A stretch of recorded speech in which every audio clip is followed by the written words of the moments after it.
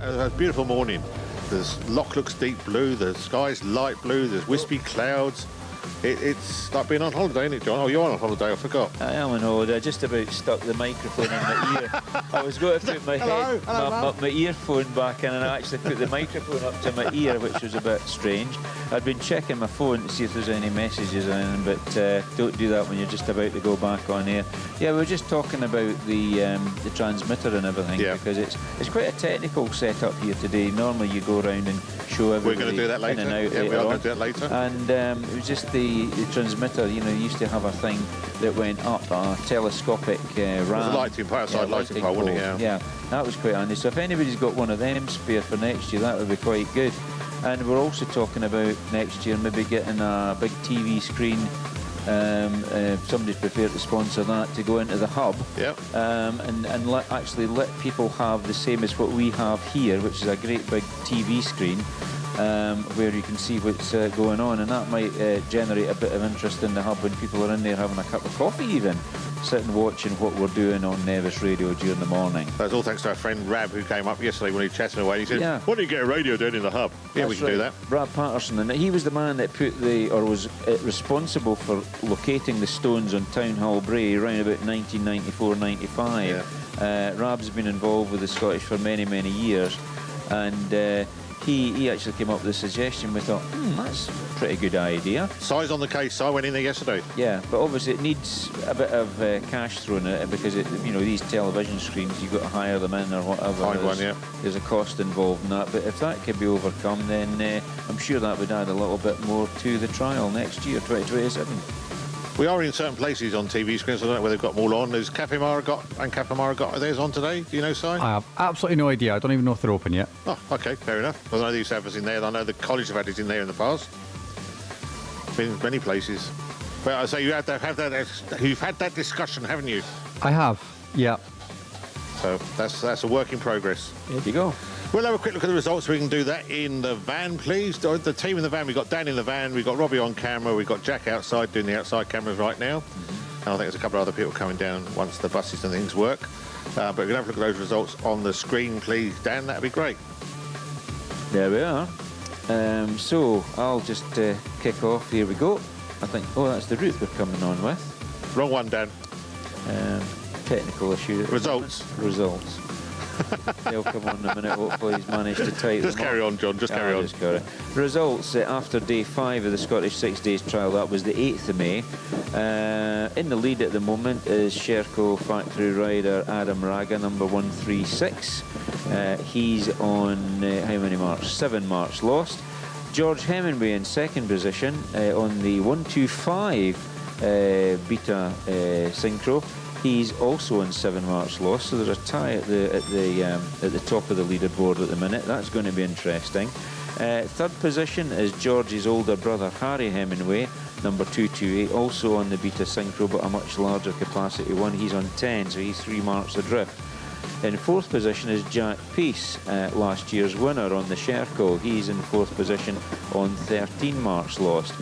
Dan Peace's brother, also on 13, level pegging with his brother, in 5th position, also in the Sherco. Then we have Jack Price. He's in 6th position on 14. Then we have Billy Green on the Scorpa, 7th position on 16 marks. Then on 8th position, 14 times previous winner of the Scottish, Dougie Lampkin, on 16.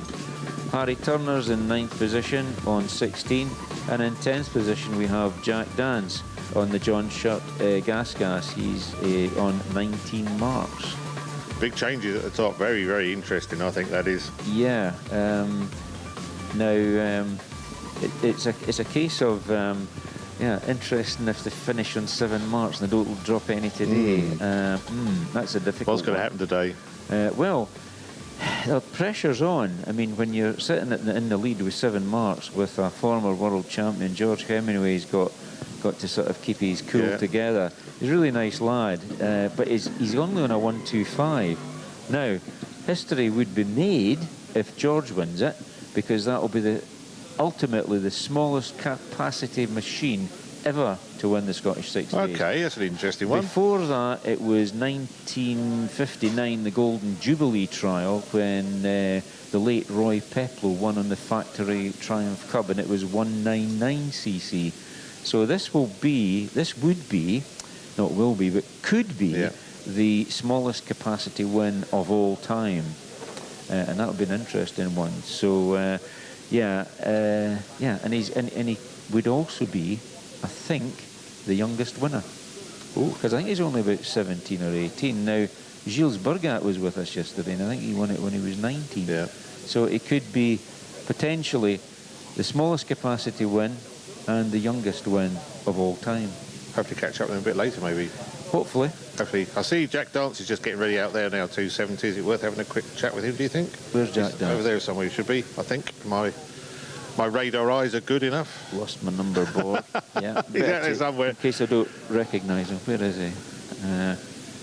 Jack He's in that area. He should be here. I don't know what time he's on. 267. What number is he? 270. Jack, quick word? Is that okay? Very quick. How's things been going this week, Jack? Not too bad. Started off steady away. Thursday was a bit of a killer for me. Had a few too many threes, but yeah, it's a brilliant trial. What else would you be doing this week? You know, sun's out. Yeah. Great scene. Is the family up? No, just Sam. Yeah, right.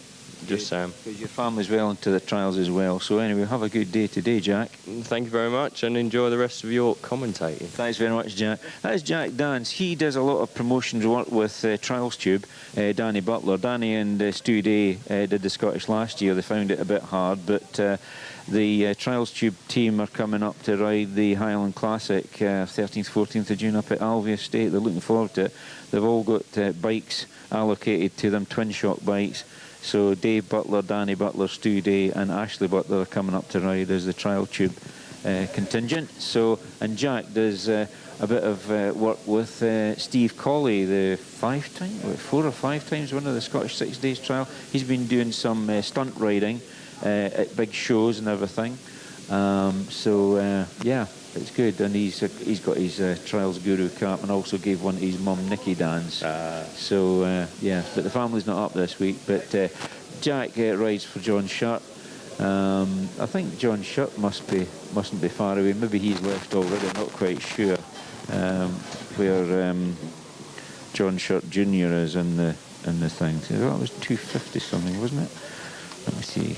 It's hard to read this small print. Oh, John Shutt's number 269. So he's probably away now. That is Jack. If you just turn the camera around, that's Jack Price on the gas this year. He's a previous winner of the Scottish 6 Days. He won it on I think he won it on a Sherco a few years ago now.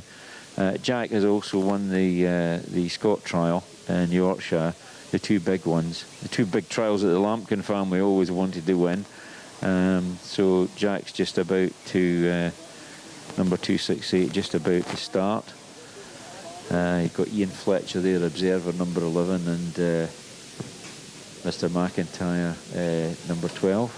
Very good. We're getting lovely views off the start ramp right now. I say it looks beautiful, that blue sky behind it. Yeah. Absolutely stunning day. And I guess later on there'll be lots of home photographs taken on the ramping now. I've seen lots of those end up on the last day. I would say so, yeah. You've done yours this week, I've noticed. Well, it wasn't me that took the picture, but yeah, the family's been on. Stephen and Lauren and wee Stevie and Lucy May were up there at the beginning of the week. They must have run up and got the picture taken with Stephen. And it was beautiful then as well, and it's cracking morning this morning as well. So Angus McIntyre just having a wee chat with Jack Dance, and Ian Fletcher's got the device that the swipe on the front number board where there's a chip which indicates that the bike has started the trial for today, and they swipe them when they come in at night as well. Is the chip actually stuck to the back of the number board? I think it is. It must be bonded to quite the nice to get number a sort board. of close-up of how that works. I know we talked about it the last couple of years, but it's obviously developed pretty well now. Yeah, well, it's in there somewhere. I'm actually just trying to have a wee look to see if I can see one. I'm actually beside the bike just now. Yeah, there's a kind of. It looks like a bit of a circle, if you like, of sticky back plastic. All right. Is the best description. Yep. A little dot on the back. It's about maybe let me see, how many millimetres would that be? Maybe 25 millimetres diameter. And that's right in the centre of the number board. So obviously these are then affixed to the number boards, either at manufacture or possibly by the organisers, and then they just run the device in front of it and it picks it up. It's a bit like your credit card when you swipe it when you're paying for something in a shop. Yeah, same thing. It's clever technology though, and it must save and make it a lot easier for the scores. Oh yeah, absolutely. I mean, so it's hours they used to spend, wasn't it? Yeah, at night. I mean, at night with the results alone from all the sections, there was so many 1,000 keystrokes. They used to have a team of 3 people, you know, typing in the results, 3s and 5s, 2s and 1s and 0s and blah blah blah. Before that, it was all done by pen and paper or pencil and paper. Back in the days of Jim McComb, his wife Heather McComb was on the results, along with May Turner, the wife of the then chairman, the late George Turner, who was a chief inspector with Lothian and Borders Police, originally by Edinburgh City Police. And yeah, they used to do it all with pencil, big sheets. So there's still boxes of all the old score sheets in somebody's roof or lost space somewhere, do you reckon? I'm sure there was. We were supposed to try and interview the McComb family yesterday. We might have got some insight of that, but unfortunately Brenda had some sort of flood at the house and they had to remedy that yesterday, so they couldn't get up here, which was a pity. You sort of forget life goes on outside this Parc Ferme, don't you, away in the sales. Lots of families and people who've got issues, and we had obviously somebody which had to go home. Yeah. Was that a couple of days ago? Well, Michael Brown had to go home because of his little boy Rio's sick. I think the update is that he's had some sort of infection, but it hasn't affected his heart, etc. Okay, but good. he was born with some difficulties. We were all quite aware of that, but unfortunately Michael had to cut short his Scottish on day 2 or 3 and had to go back home to the Scarborough area. So I think there was something on social media last night from John Sharp just indicating that as well. Very good. We're getting close to taking up to there. It's got news here on Nevis Radio. I say thanks to our sponsors, Michelin Tires, Gavin Cairns Rough Casting, Thistle Access, Coms West, you, the Charles Guru, Ness Highland Catering, Pitstop Tires, and Nevis Bakery, who are making it all work on this week. We'll also be able to look at, say, behind the scenes later in the morning as well, how it all works and what happens here in Parc Ferme and all the stuff behind the scenes, all the cables, the wires, the powers, the aerials, and try and do a bit about this back at the studio as well is the plan. Yeah, and I think it's all come together quite well. I mean, there was some technical issues earlier on this week, and I think you've overcome that quite well. So there's always technical. Good. There's stuff happening right now you don't know about. There's always stuff happening. That's what's the beauty of it.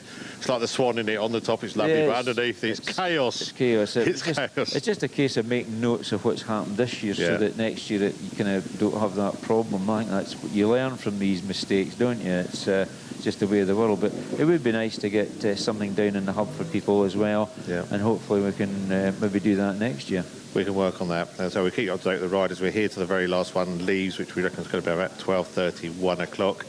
And then it's a big prize presentation later this evening, isn't it? About 7 o'clock. Where's that happening?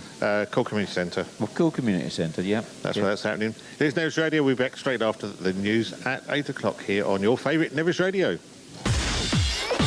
From 96.6 to 102.4 FM, this is Nevis Radio News. Centre at 8. The Prime Minister says he's going nowhere after devastating losses for Labour in elections across England, Wales and Scotland. They've lost control of 37 councils, with more than 1,300 councillors losing their seats so far. They've also failed to regain the Senedd in Wales for the first time in history, with Plaid Cymru now the biggest party. Wales's First Minister, Baroness Ellen Morgan, lost her seat. I will be stepping down as leader of Welsh Labour. I take responsibility for the Labour result in Wales. Reform UK is celebrating massive gains with 1,400 new seats. Nigel Farage has called it a truly historic shift in UK politics. The Greens and Lib Dems performed well, while the Conservatives lost control of 8 councils, but party chairman Kevin Hollinrake says they're steadily gaining back the trust of voters after a catastrophic general election in 2024. It is patchy, we have a lot more to do, but the direction of travel is a good direction of travel. We outperformed our poll ratings and Reform underperformed theirs. The SNP have won a 5th consecutive term in Scotland, but failed to secure a majority. Elsewhere, a 3-day ceasefire has been declared between Russia and Ukraine. The temporary agreement will also include a swap of 1,000 prisoners from each country. Some 22 Britons on board a hantavirus-stricken cruise ship are expected to reach Tenerife tomorrow. None of the passengers have reported symptoms and they'll be tested on arrival. If negative, they'll be repatriated to the UK, where they'll be expected to isolate for 45 days. Locals on the Canary Island aren't happy. So we don't want this vessel to come if it's not safe. Check the people. If good, go home. If no good, quarantine.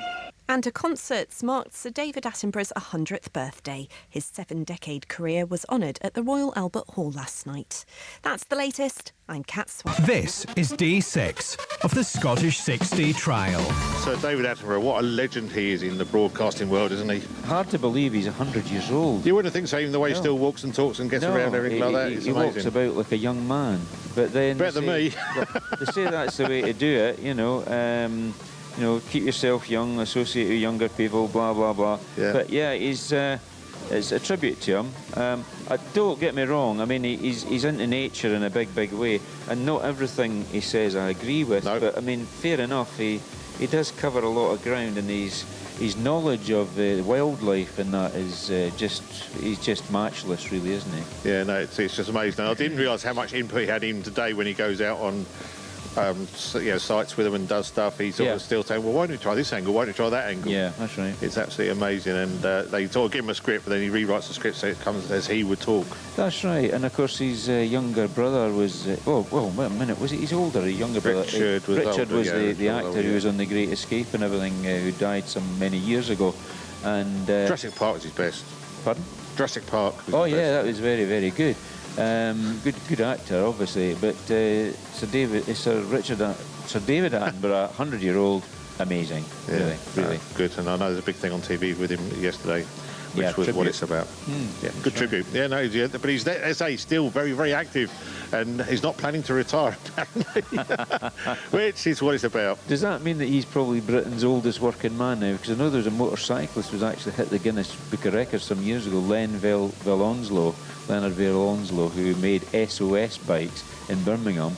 He had a big motorcycle dealership down there. He was recorded as Britain's oldest working man, and he went on to something like 98 years old or something like that. I mean, if you look up the Guinness Book of Records, it's probably still in there, but amazing that these guys go on as long as they do. It is News Radio, here for day 6 of the Scottish 6 Days trial. I'm John Weller. John Moffat is the guru, got all the knowledge, the years, the encyclopedic mind.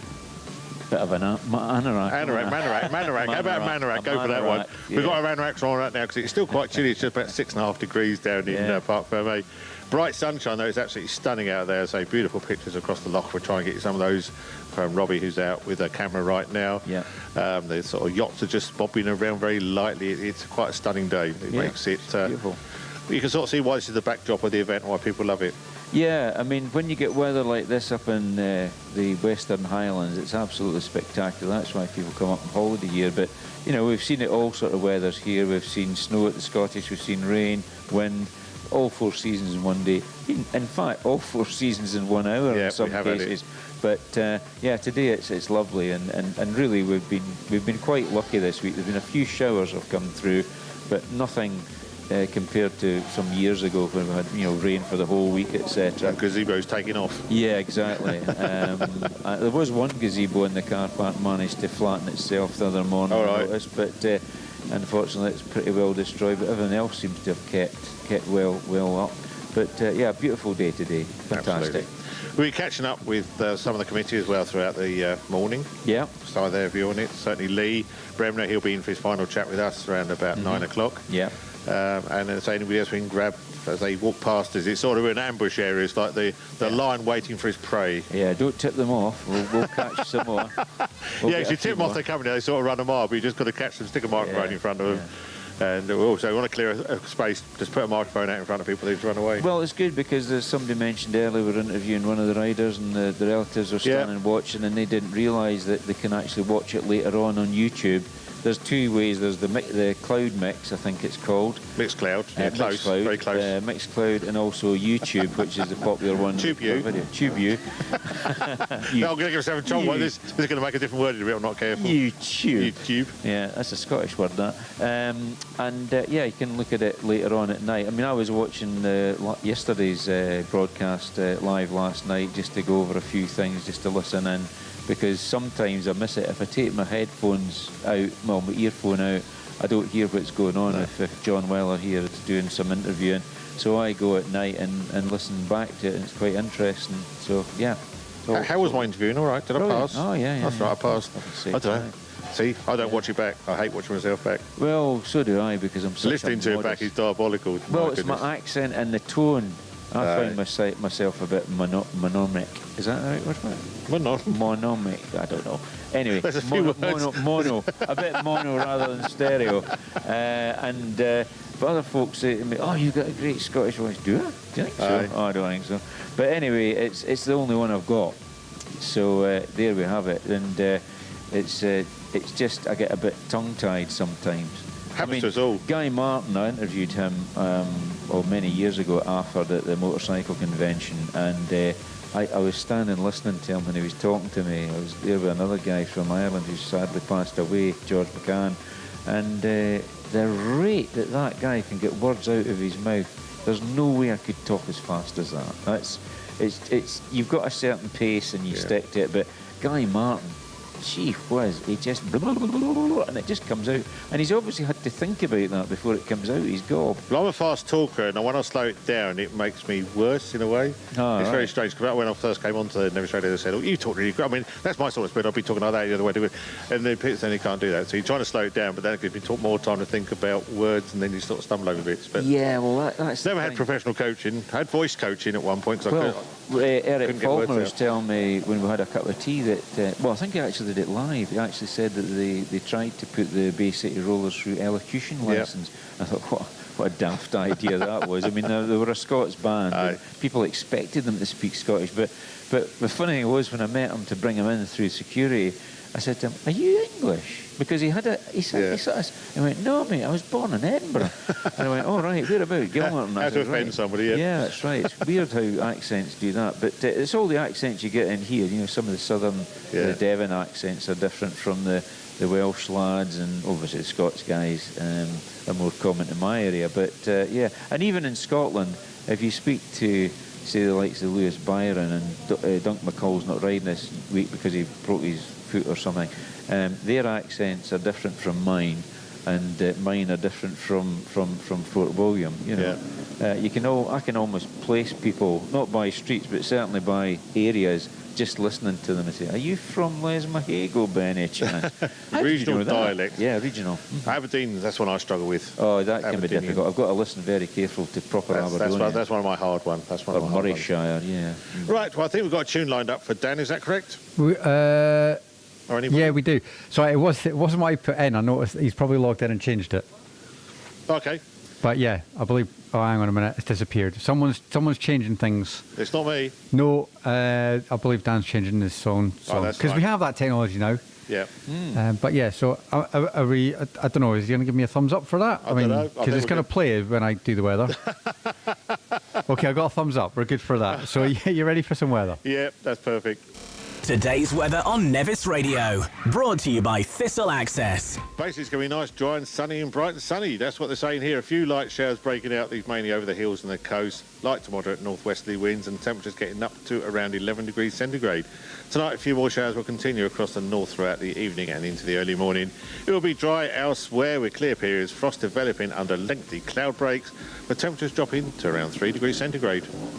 That was today's weather on Nevis Radio, brought to you by Thistle Access.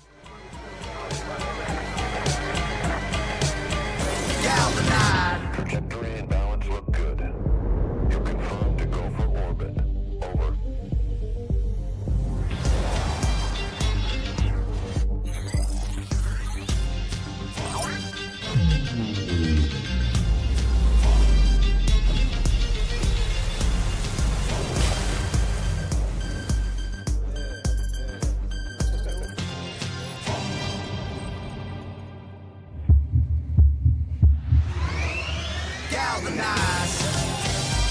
Every day, Michelin innovates to move the world forward on the road and far beyond. Michelin, motion for life. What is Nevis Radio? This is Nevis Radio. It's your local station, your local voice, and your local music. Your local travel updates and shipping, your education and media, your local weather, your event promoter, your local news, your recording and podcasting space, your connection into what's happening in and around your area, your local information hub, your sound across the West Coast. Your community station. This is Nevis Radio.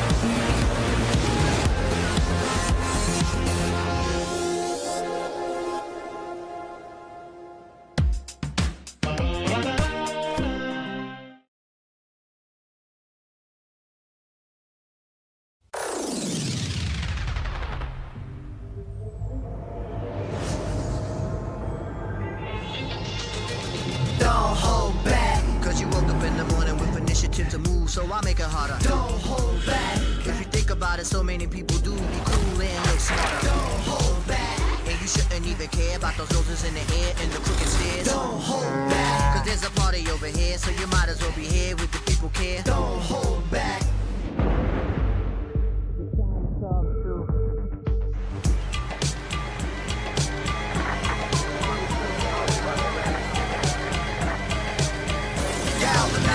Trajectory and balance look good. You're confirmed to go for orbit. Over.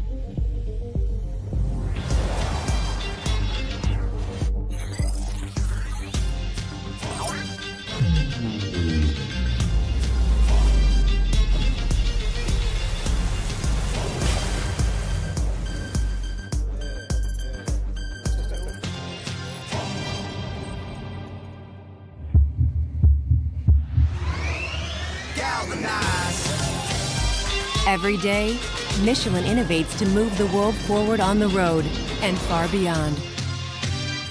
Michelin, motion for life. What is Nevis Radio? This is Nevis Radio. It's your local station, your local voice, and your local music.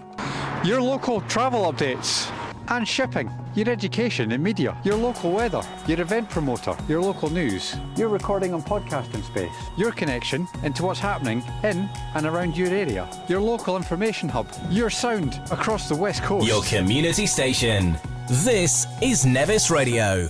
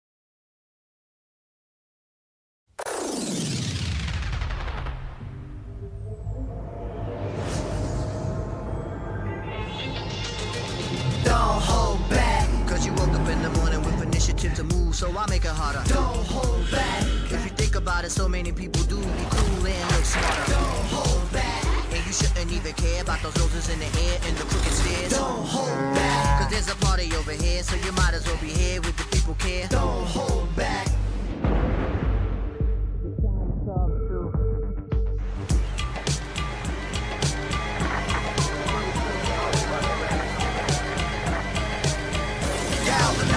Trajectory and balance look good. You're confirmed to go for orbit.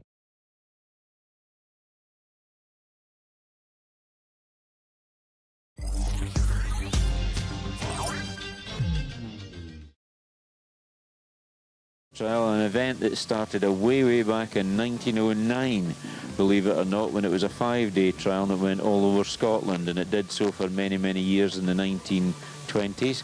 And yeah, it's all to play for today because we've got Adam Raga in the lead, or listed as the leader, along with George Hemingway, who's on equal points. The marks that he's dropped, 7 marks dropped so far.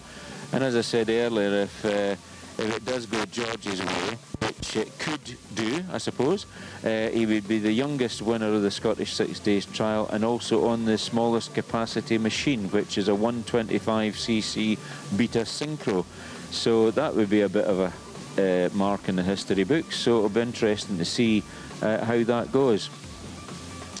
So all right. I was having a massage there, I didn't know what was going on. I was told to get on with my duties because John Weller was away speaking to a good friend of ours. In fact, I was hugging and getting a cuddle. Yeah, well, she's the secretary of the Highland Classic 2-day trial that's coming over in June, Mika DeVos, and she's a previous Scottish 6 Days trial secretary. Look behind you. Yeah, she's getting cuddled and yeah, it's Dominique Guillaume from Switzerland giving her a hug there. So lots of old friends she's meeting up with. She's come up for the end of the Scottish.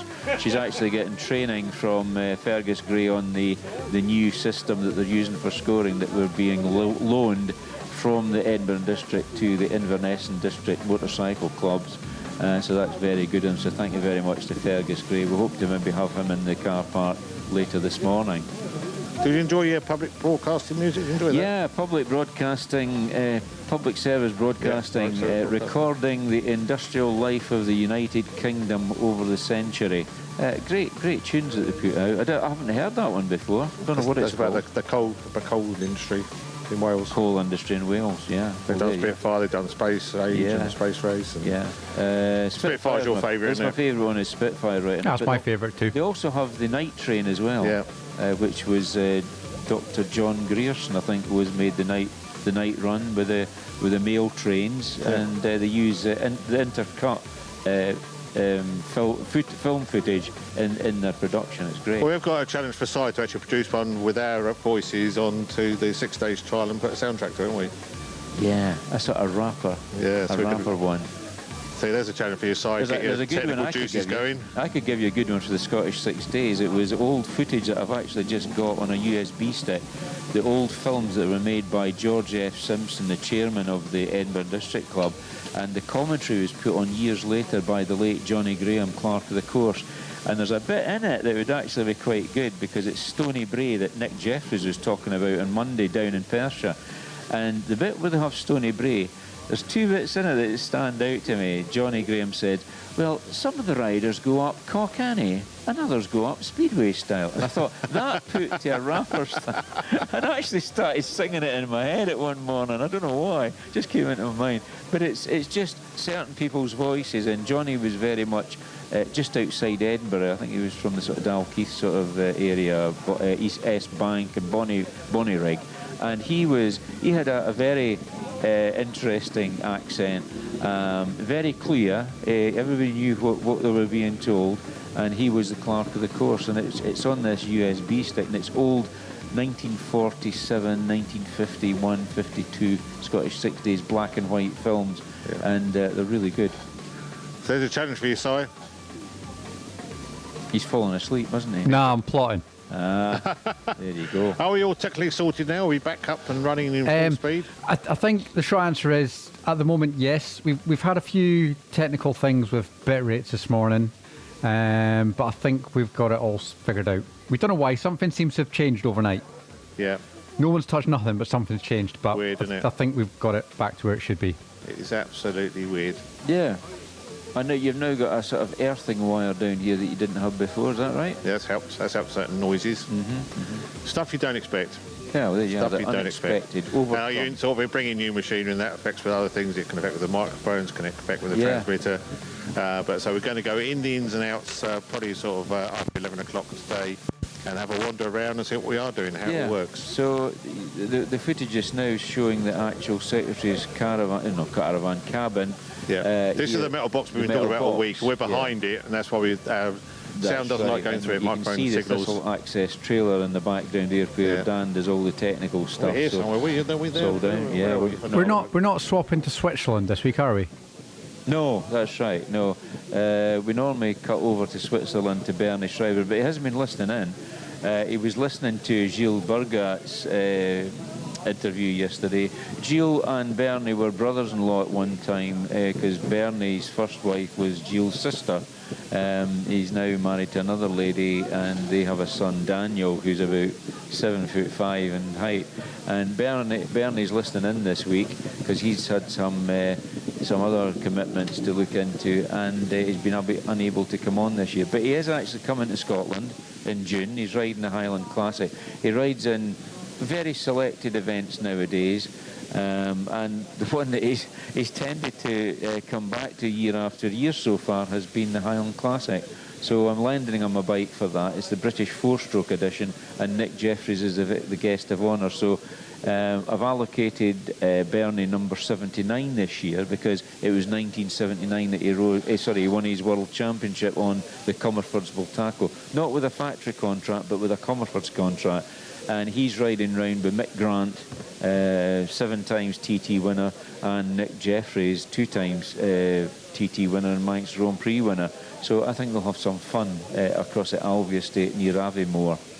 Are you secret brothers by any chance, you and Bernie? Are you sort of... No. You know that? No, but we've always got on very well. I've known him since 1912. Yeah. Bernie and I got together in 1912 when he first rode the Scottish 60. Yeah, right. No, I spoke to him in 1977, but he came 12th that year, and he was best newcomer. And I didn't know him. I just said hi, and he said hello, but he was working on his bike out at the old McRae and Dick garage where the Black Isle Brewery is based now, in whatever square that is. And we didn't chat or anything, and it wasn't until we got together at Robrigordo near Madrid, and basically we weren't riding together, but it was at the end of the trial. I was speaking to him. There was a night they have with the riders in a hotel, and there was a meal, and I got chatting to him, and I said, do you remember Jimmy Morton? And he couldn't remember Jimmy Morton, and then it suddenly came to him. He said, wait, he says, that's the guy that when you went to his washroom, when you went to flush the toilet, it was a front brake lever and a piece of handlebar. And he went, yeah, Jimmy Morton, he had no teeth, and then it all came flooding back.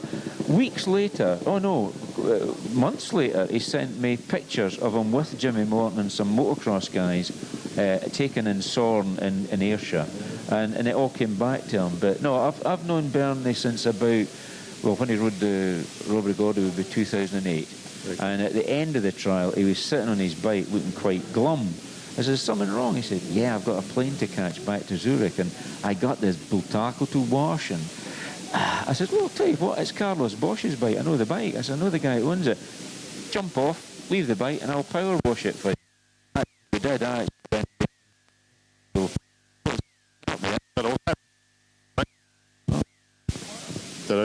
What's going on now? I think the next change down here, we're not moving. 27.5 minutes past 8, or 27 minutes past 8. I'm going to challenge them in the van now, because standing behind you is a lady which you know very well, Mika. She's got a microphone in her hand. Can I read you? I'm going to move chairs. I'm going to sit on a chair then. Just squat behind. Now, this lady, Mika. Hello. So good to see you. Yeah, it's nice to see you. I've missed my sort of annual hugs and greetings. Yeah. Well, you got it in the end. Yeah, I did indeed. It's well worth the wait. It was well worth the wait. And we go back quite a long time. You were secretary for many, many years. When did you start? When were you secretary? What's your time? I was secretary in 2010. 16, Yeah. 17. Yeah. Yeah, for 4 years. You kept everybody in shape and in order, didn't you? Yeah. Very strict. Yeah. The riders still know me about my time. I was secretary.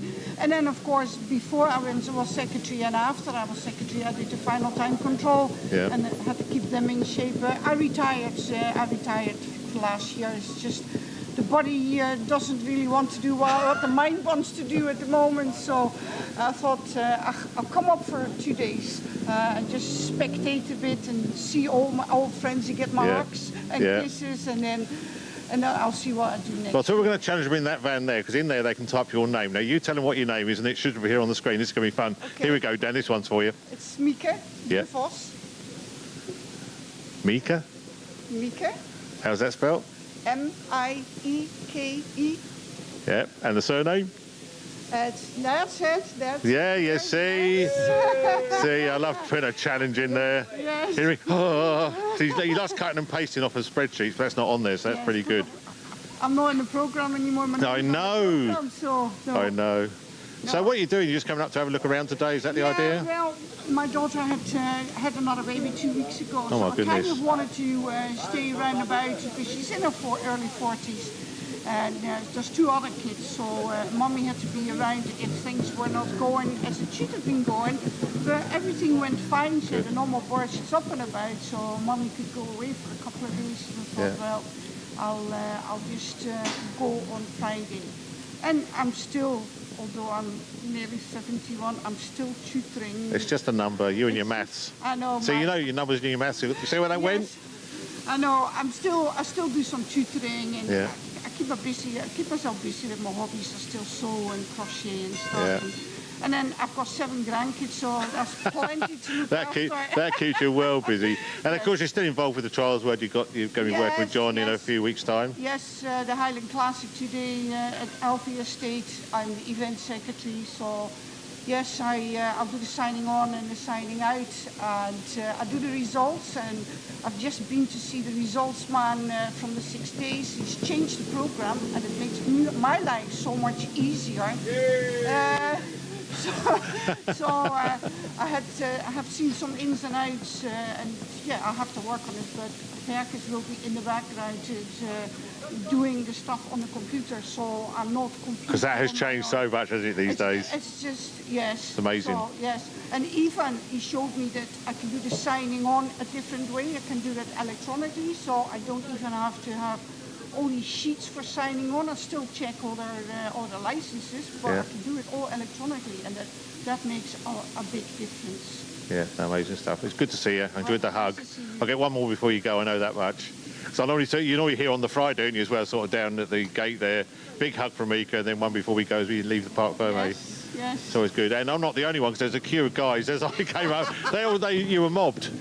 You were mobbed. Yeah, because I keep in touch with a lot of the overriders. Yeah. And when I see them, I only see them once a year. It's just nice to catch up. Yeah. And, it's just nice. Who's that cliche of a big family, but it is really like that, isn't it? It's like that, yes. And it's because I keep in touch with them throughout the year. And social media and everything. Social media is ideal for that, so yes, it's just a nice feeling. Very good. So, yeah. I was kind of pining all week, and I thought, no. Oh, don't pine. And I have to go up and see them. I know what it's like. Right. It's been great to catch up again, Mika, and I say you're going to be around for a long, long time. I know that much, and I don't know. We'll wait and see. Yeah, we'll see. We got a request coming to somebody. If we are sorry, you wanted to play that right this sort of time. Sorry, what? You had that request coming. I can't see what time it is. You had somebody who wanted a tune played. You sent me a clip. Oh, can we do that now? I think it'd be a good time to do it now. Then we'll come back and do what we were talking about. Oh, that means I need to pay attention because I'm I know. I'm up to things. I was trying to think of good Dutch bands we could play a song for Mika, but I know we've got this one to do. Scooter, is that Dutch? I don't know. I don't think so. I know Focus is a Dutch band. I don't actually know any Dutch artists, if I'm honest. They're a good band. Killers is what I've got here. Temptation, yeah. There's a few. Within But Temptation. you've got to do what you've got to do for that one right now. We'll get something sorted out for Mika. Right, okay. That makes sense? Yeah, that's fine. Right, we can do that, and we're back soon.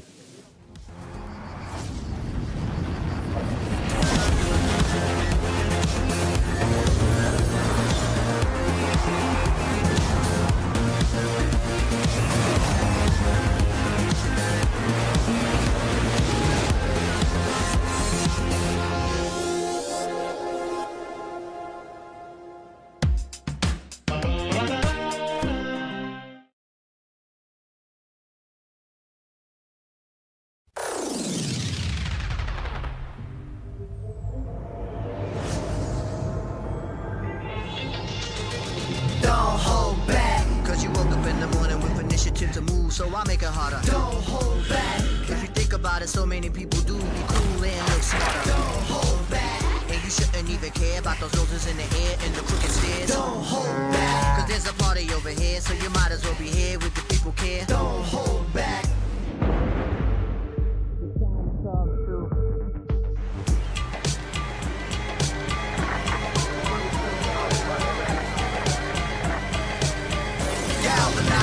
Trajectory and balance look good. You confirm to go for orbit. Over.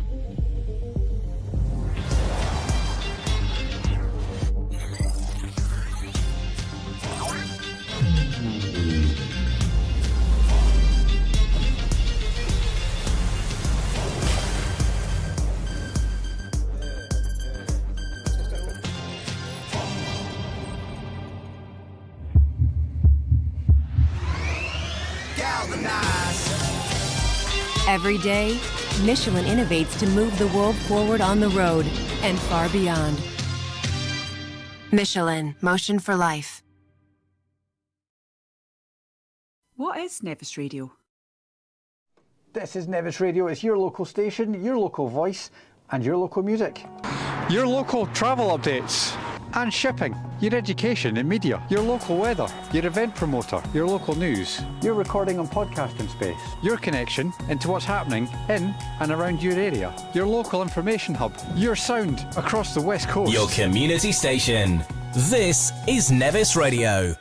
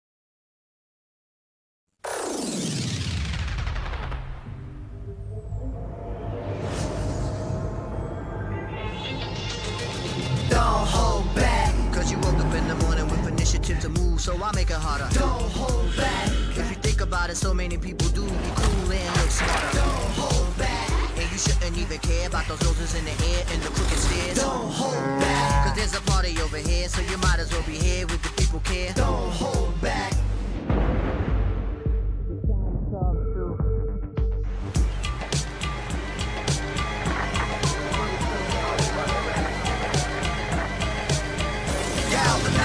Trajectory and balance look good. You confirm to go for orbit. Over.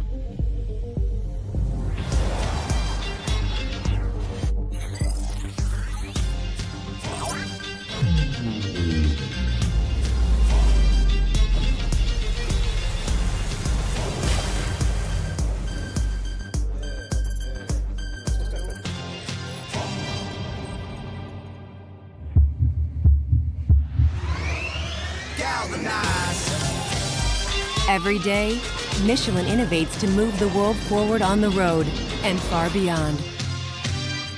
Michelin, motion for life. What is Nevis Radio? This is Nevis Radio. It's your local station, your local voice, and your local music. Your local travel updates and shipping, your education and media, your local weather, your event promoter, your local news, your recording and podcasting space, your connection into what's happening in and around your area, your local information hub, your sound across the West Coast. Your community station. This is Nevis Radio.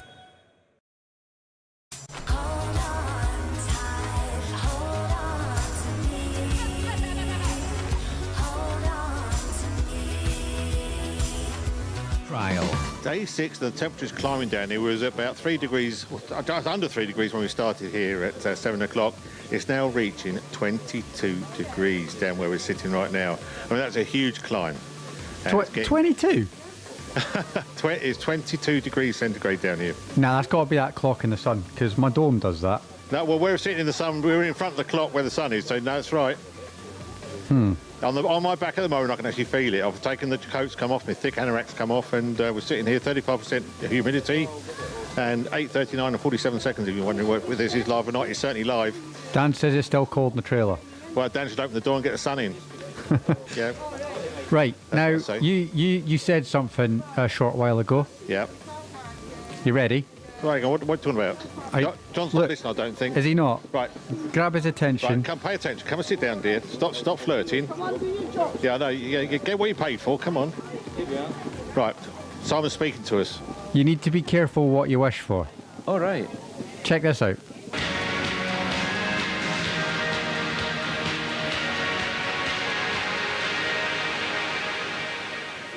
Bernie Schreiber. Yeah? Yeah, that's the sort of thing. I'm sure Bernie will be wondering what the heck's going on there. Oh, dear. The Bernie Schreiber remix. The Bernie remix. Good morning, Bernie. Yeah, morning, Bernie. He's listening in Zurich in Switzerland. Originally from Los Angeles. American, gone to live in Switzerland. Yeah. I didn't expect that. That's the idea. Yeah. It happens live on Nevis Radio. Yeah, there we go. You do want to listen, you sort of want to watch us, to say, wonder what we keep saying about watching us. Nevis Radio is a radio station, it's in the title there, but we also do a lot of streaming and YouTubing as well outside of what the radio does itself. And this is a big part of it now. It is on YouTube. You can catch up with it later on in the day. Go back, listen, play, whatever you want to do. It's there for eternity, I guess. Yeah. So yeah, all you need to do now is if I send you that USB stick, you can get out the words of Johnny Graham.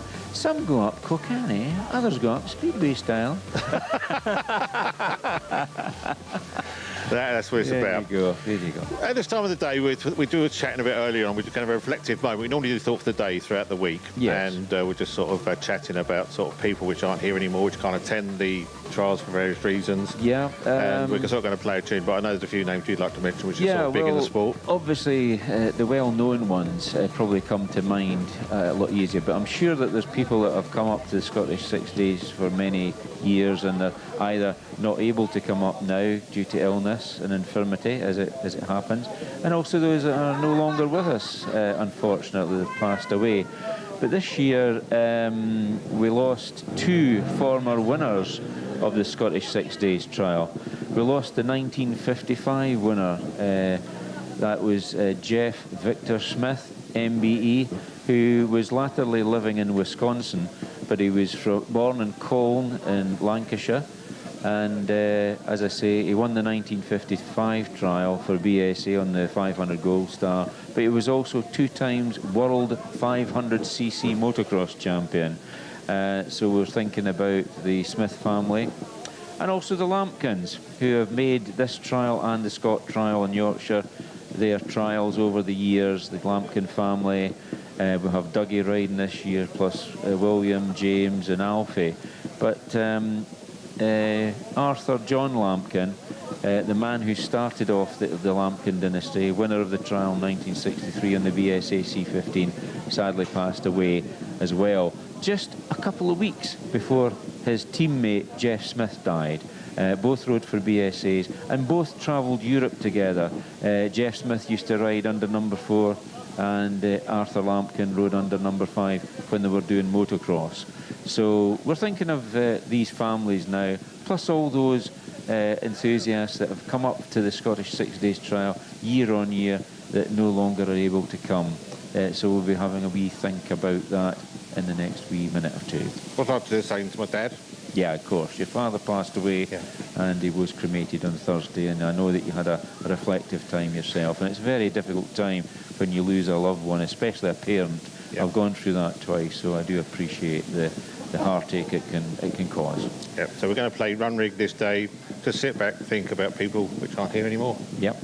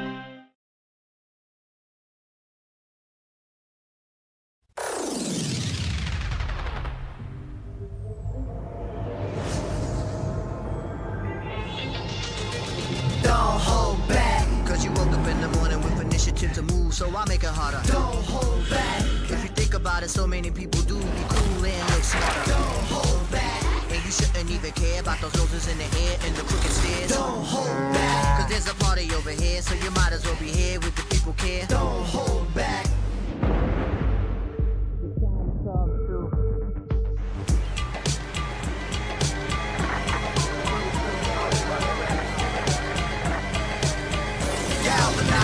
Trajectory and balance look good. You confirm to go for orbit. Over.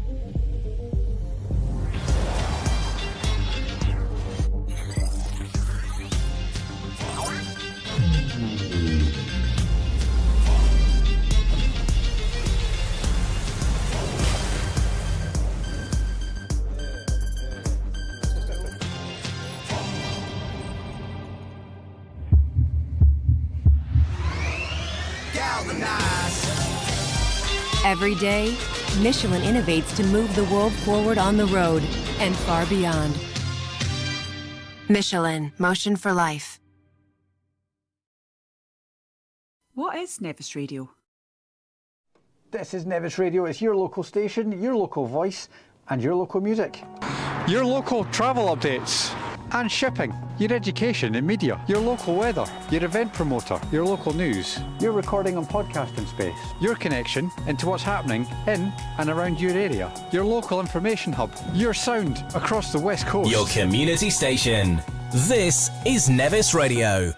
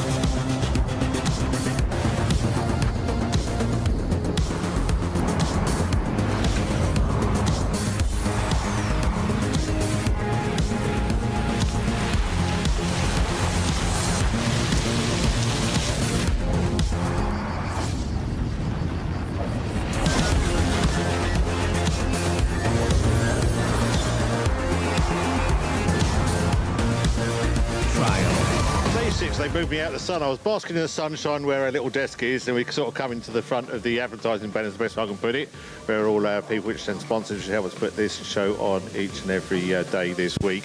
Now I'm joined by the Clerk of the Course for the last time this year, I guess day 6. Lee Bremner, very good morning to you, Lee. Good morning. We've made it. We did it. We've started on Monday, a little bit nervous, apprehensive, I guess, both you and us. Yeah. And it sort of accumulated to this, basking in sunshine, looking across Loch Linney. Stunning. Can't ask for more than this to finish the trial, as long as it stays. I can't believe we're here. Another week over. It is ups and downs. It's like everything you get involved with. I mean, there's always controversy and things going on. We're looking at the results, and there's talking about that on social media, which we were talking about yesterday as well. And it's tough sometimes, isn't it, making decisions and. Yeah. Oh, absolutely. There's decisions to be made, and you've just got to make them. And. Not that there was any dubious decisions, but if you look at the results, we've got an interesting Saturday coming up. It's going to be a cracking day. It's going to be brilliant, so I hope the weather brings all the fans, the spectators out. We get a bit of an atmosphere, and it's going to be an interesting day. We were saying, when does it officially end? Because obviously they go up the Rocky Brae, as we call it here in town, and does it, at the top of that they get scrutinised the last time they come back to Parc Ferme? Yeah, so they'll go up. They'll go up Town Hall Brae, and but is there a machine check up there? There usually is, and then they'll come down. But their official finish is back here in the Parc Ferme, where they'll come round under the S3 arch, and it's all done. Sign off. That's them. Hopefully the weather's still like this, and the beers will be flowing out the tent up there, and we can all relax and enjoy ourselves. Yeah, the route's a good day today, actually, looking at it, isn't it? It's a challenging one again still, on the last day. There's a lot of challenging sections out there today. But we're going to need to find a winner, so they need to be there. And I'll say, where's the highlights for the riders, all the spectators today? Spectators, definitely Ben Nevis. Yeah. You know, Ben, up the Glen on a day like today, you're not going to be there. Gorgeous, isn't it? And then obviously there's Trotter's Burn, another iconic section in the trial. A nice tasty step at the top. So, for the spectators to see and enjoy today, I hope. And then obviously in the town. Yeah, I was going to say, that's the one. And you like to say, if we get you can't get that close. I mean, to get that close to the riders, the machines in it, and get the whole feel of it and the smell of it. Because I always thought about the smell of two-stroke engines. Yeah. There's something about them going up there and the noise is sort of riding along. Yeah. I'm just a wee bit subdued just now. It's starting to catch up a little bit. Yeah, I hit a bit of a wall yesterday morning. I must admit, I could have gone back to my bed where I'm generally an early riser as it is, but this week just that wee bit earlier. But yesterday I could have quite easily rolled over and had a bit of a Because I guess mentally it just doesn't stop. Yeah, it doesn't mentally stop. It's just on there all the time. Obviously the trial goes on during the day, and what happens in the trial happens in the trial. But then when we get back to base at night, we've obviously got results and any problems that have happened during the day, be it bike or rider related or spectator related or anything like that, then you got to deal with them, try and be as reactive as you can. And like this evening is the prize presentation. Yeah, round at the community centre there. So I really hope that as many people as possible can come along. It's a great venue, a few beers and hopefully everyone. You can tell what I'm looking forward to at the end. I think you're looking forward to a beer. I've just got. There's a tone here, Lee. There's a tone, but it's just okay. Yeah, and it can often be like that, and some people might find it a bit of an anticlimax, but I don't think you're going to get any other feeling, because once you've been doing this for 6 days, and we've had good weather. Yeah. We go to some magical places, and what other sort of feeling you got to have when you got to go back to work on Monday morning? It is anticlimax. I know we get not nervous, but it's the anticipating what we do here. And you sort of saying how you enjoyed our company down here and what we've been doing this week, which is great. Thank you very much. Appreciate those comments. As you know, it's quite a small team on a very, very tight budget, and they do a great job. An absolute fantastic. With since we started, we've got now an extra member of paid staff, which is fantastic. Jack's come on as part of the team as an employee. But basically, it's a sign. Dan have done a lot of stuff behind the scenes trying to make this all work from that side. Robbie's obviously on the technical team as well, so it's amazing. Good. And everybody else involved in the background with Nevis Radio. Yeah, and that's that you guys. I suppose one thing I should say today is I want to put a big thank you to everybody. Yourselves, riders, the army who are over there in front of us, all the officials. all the observers, everyone. The Scottish 6 Days Trial's a massive jigsaw, and every piece needs to fit into place at the right time to get to where we are today. We've got the police inside of here, and we've got the police. You know, we've got the local services who are they are very reactive for us. Again, thank the locals for putting up with us. Council, I guess. Council for assisting us. All the landowners. And last, but by no means least, the organising committee. This is not a one-person job. No. There is an amazing team there who work not just this week, but the majority of the year round to bring this event to us. And I really hope it's been a success and they can take a wee bit away from it. Well, so we've been involved many years, and you sort of sit around, and we've been soaking up the atmosphere, and it's on the outside, it's a very relaxed trial this week, we've noticed. It's very calm, but we said it's like the Swan. Absolutely. if we look like a swan gliding along gracefully, trust me, we are kicking like mad underneath to make everything happen. Yeah, because there's always that. There's so much happens, and I don't think maybe the people which aren't involved with it have got any idea what really goes on. Even what we do here is about an hour's time, we're going to go around the scenes, behind the scenes, while we do it at Nevis Radio, and actually say this is this bit of wire, this is what it does, and how it all sort of links together. And they say, what do you do? It's much bigger than that. Worldwide. It's a worldwide event. Exactly, it is an international event. Well respected. Yeah, absolutely. And we don't get the volume of entries, and we don't get the people wanting to volunteer just because we give a half-hearted attempt. Half-hearted attempt. We have to give it our all. We've enjoyed working with you for the first time as Clerk of the Course. That's been really good, and you've been great coming in each morning as well. And we'll probably see you later at the rewards, because I know we're involved with that as well. Thank you very much. Lee Bremner, thank you very much. Come on, big final handshake. Thank you, my friend. Cheers, really John. good. Thank you. And you've asked for a tune. Is this a tune special to you? Just a nice tune. It's a nice sunny day. If we could play Mr. Brightside by the Killers, that would be very good. Get us all going this morning. Push the button.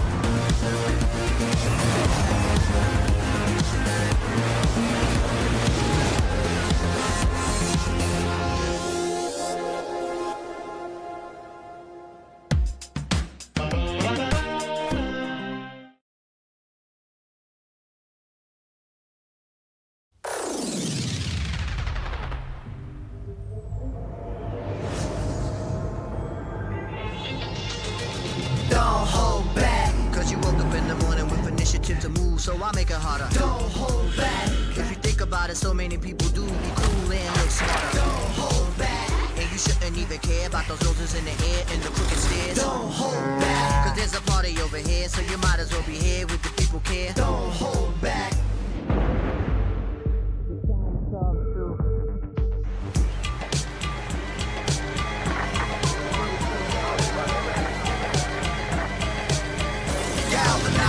Trajectory and balance look good. You're confirmed to go for orbit. Over.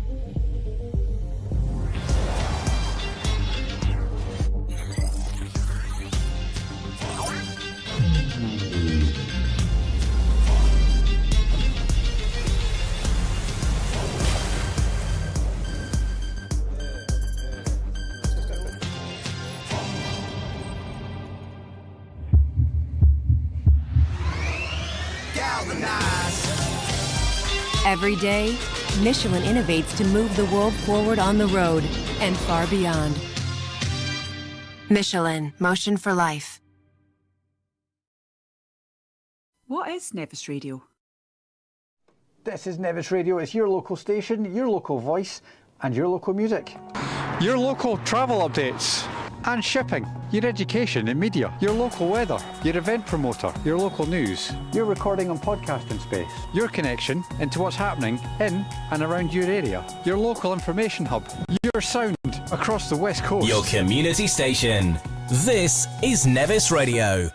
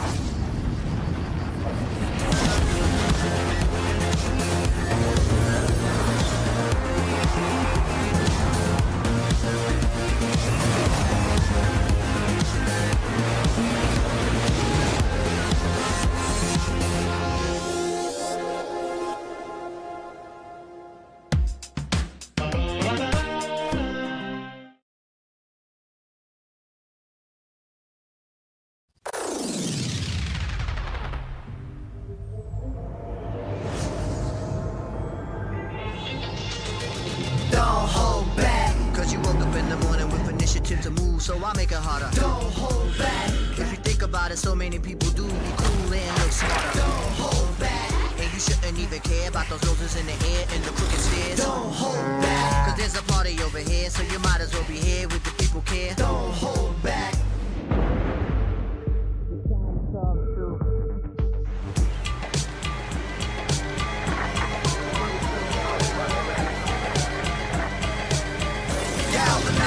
Trajectory and balance look good. You confirm to go for orbit. Over.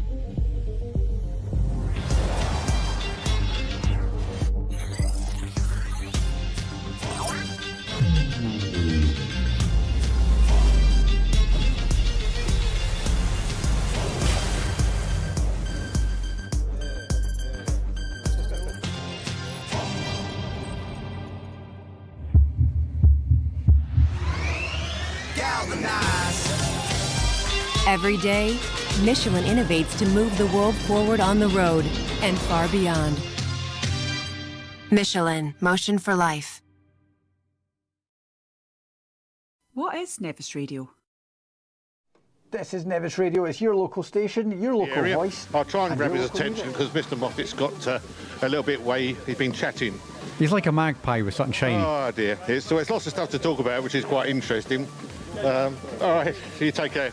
Sorry, what was that? Just saying, welcome back.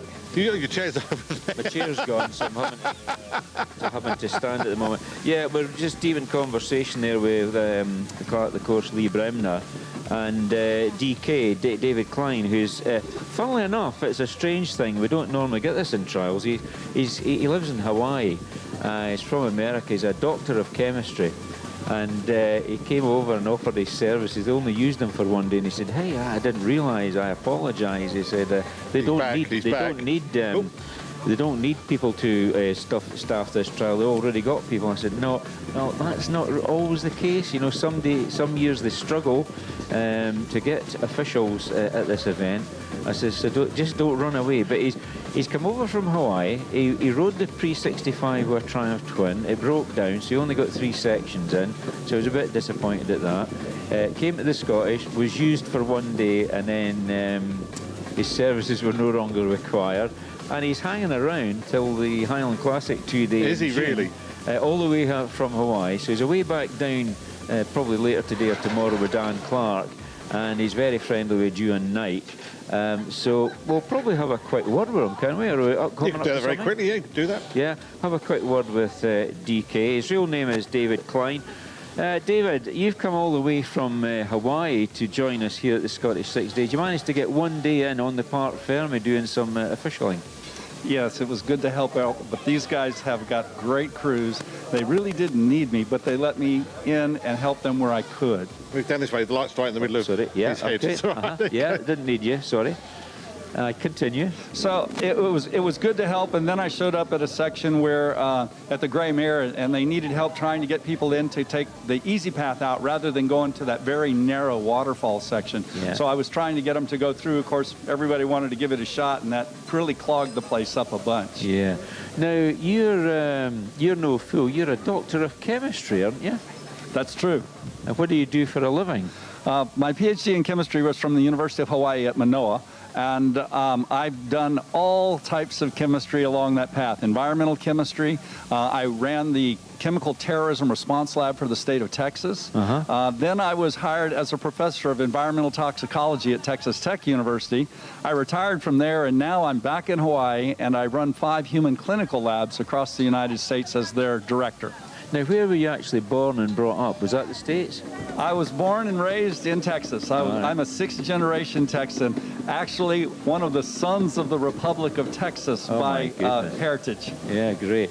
Now, you're coming over to ride the Highland Classic, hopefully on the Triumph Twin. Oh, my goodness. Well, I was hoping the Triumph would get chested on the Manx 2-day Classic, but unfortunately it had some motor problems and then gearbox problems. So I brought it over, and Dan Clarkey was really good to try to help me out. And I got to ride the bike about 30 minutes at a little trial in Yorkshire that he set up with 10 sections, and I made 2 of the 4 loops before I decided that the big Triumph was riding me more than I was riding it. Yeah. Now, we've got a good friend of ours, a mutual friend listening in, Bernie Schreiber. You know Bernie quite well, don't you? Well, Bernie has been a classic forever, and obviously, as the only American to ever win here, is iconic. Yeah. I met Bernie back in the 80s in Hawaii. He came to give a school, and he didn't really remember me back then. I just sort of sat there in awe that, oh my God, Bernie Schreiber's coming, I better go watch. Yeah. And then more recently, he had a school in Montana in the United States, and I came up there and we started talking and chatting. And from that point forward, we've done all sorts of things, including me going over and spending a few days at his place in Switzerland. Yeah, good fun. Now, you've also observed at World Championship rounds, haven't you?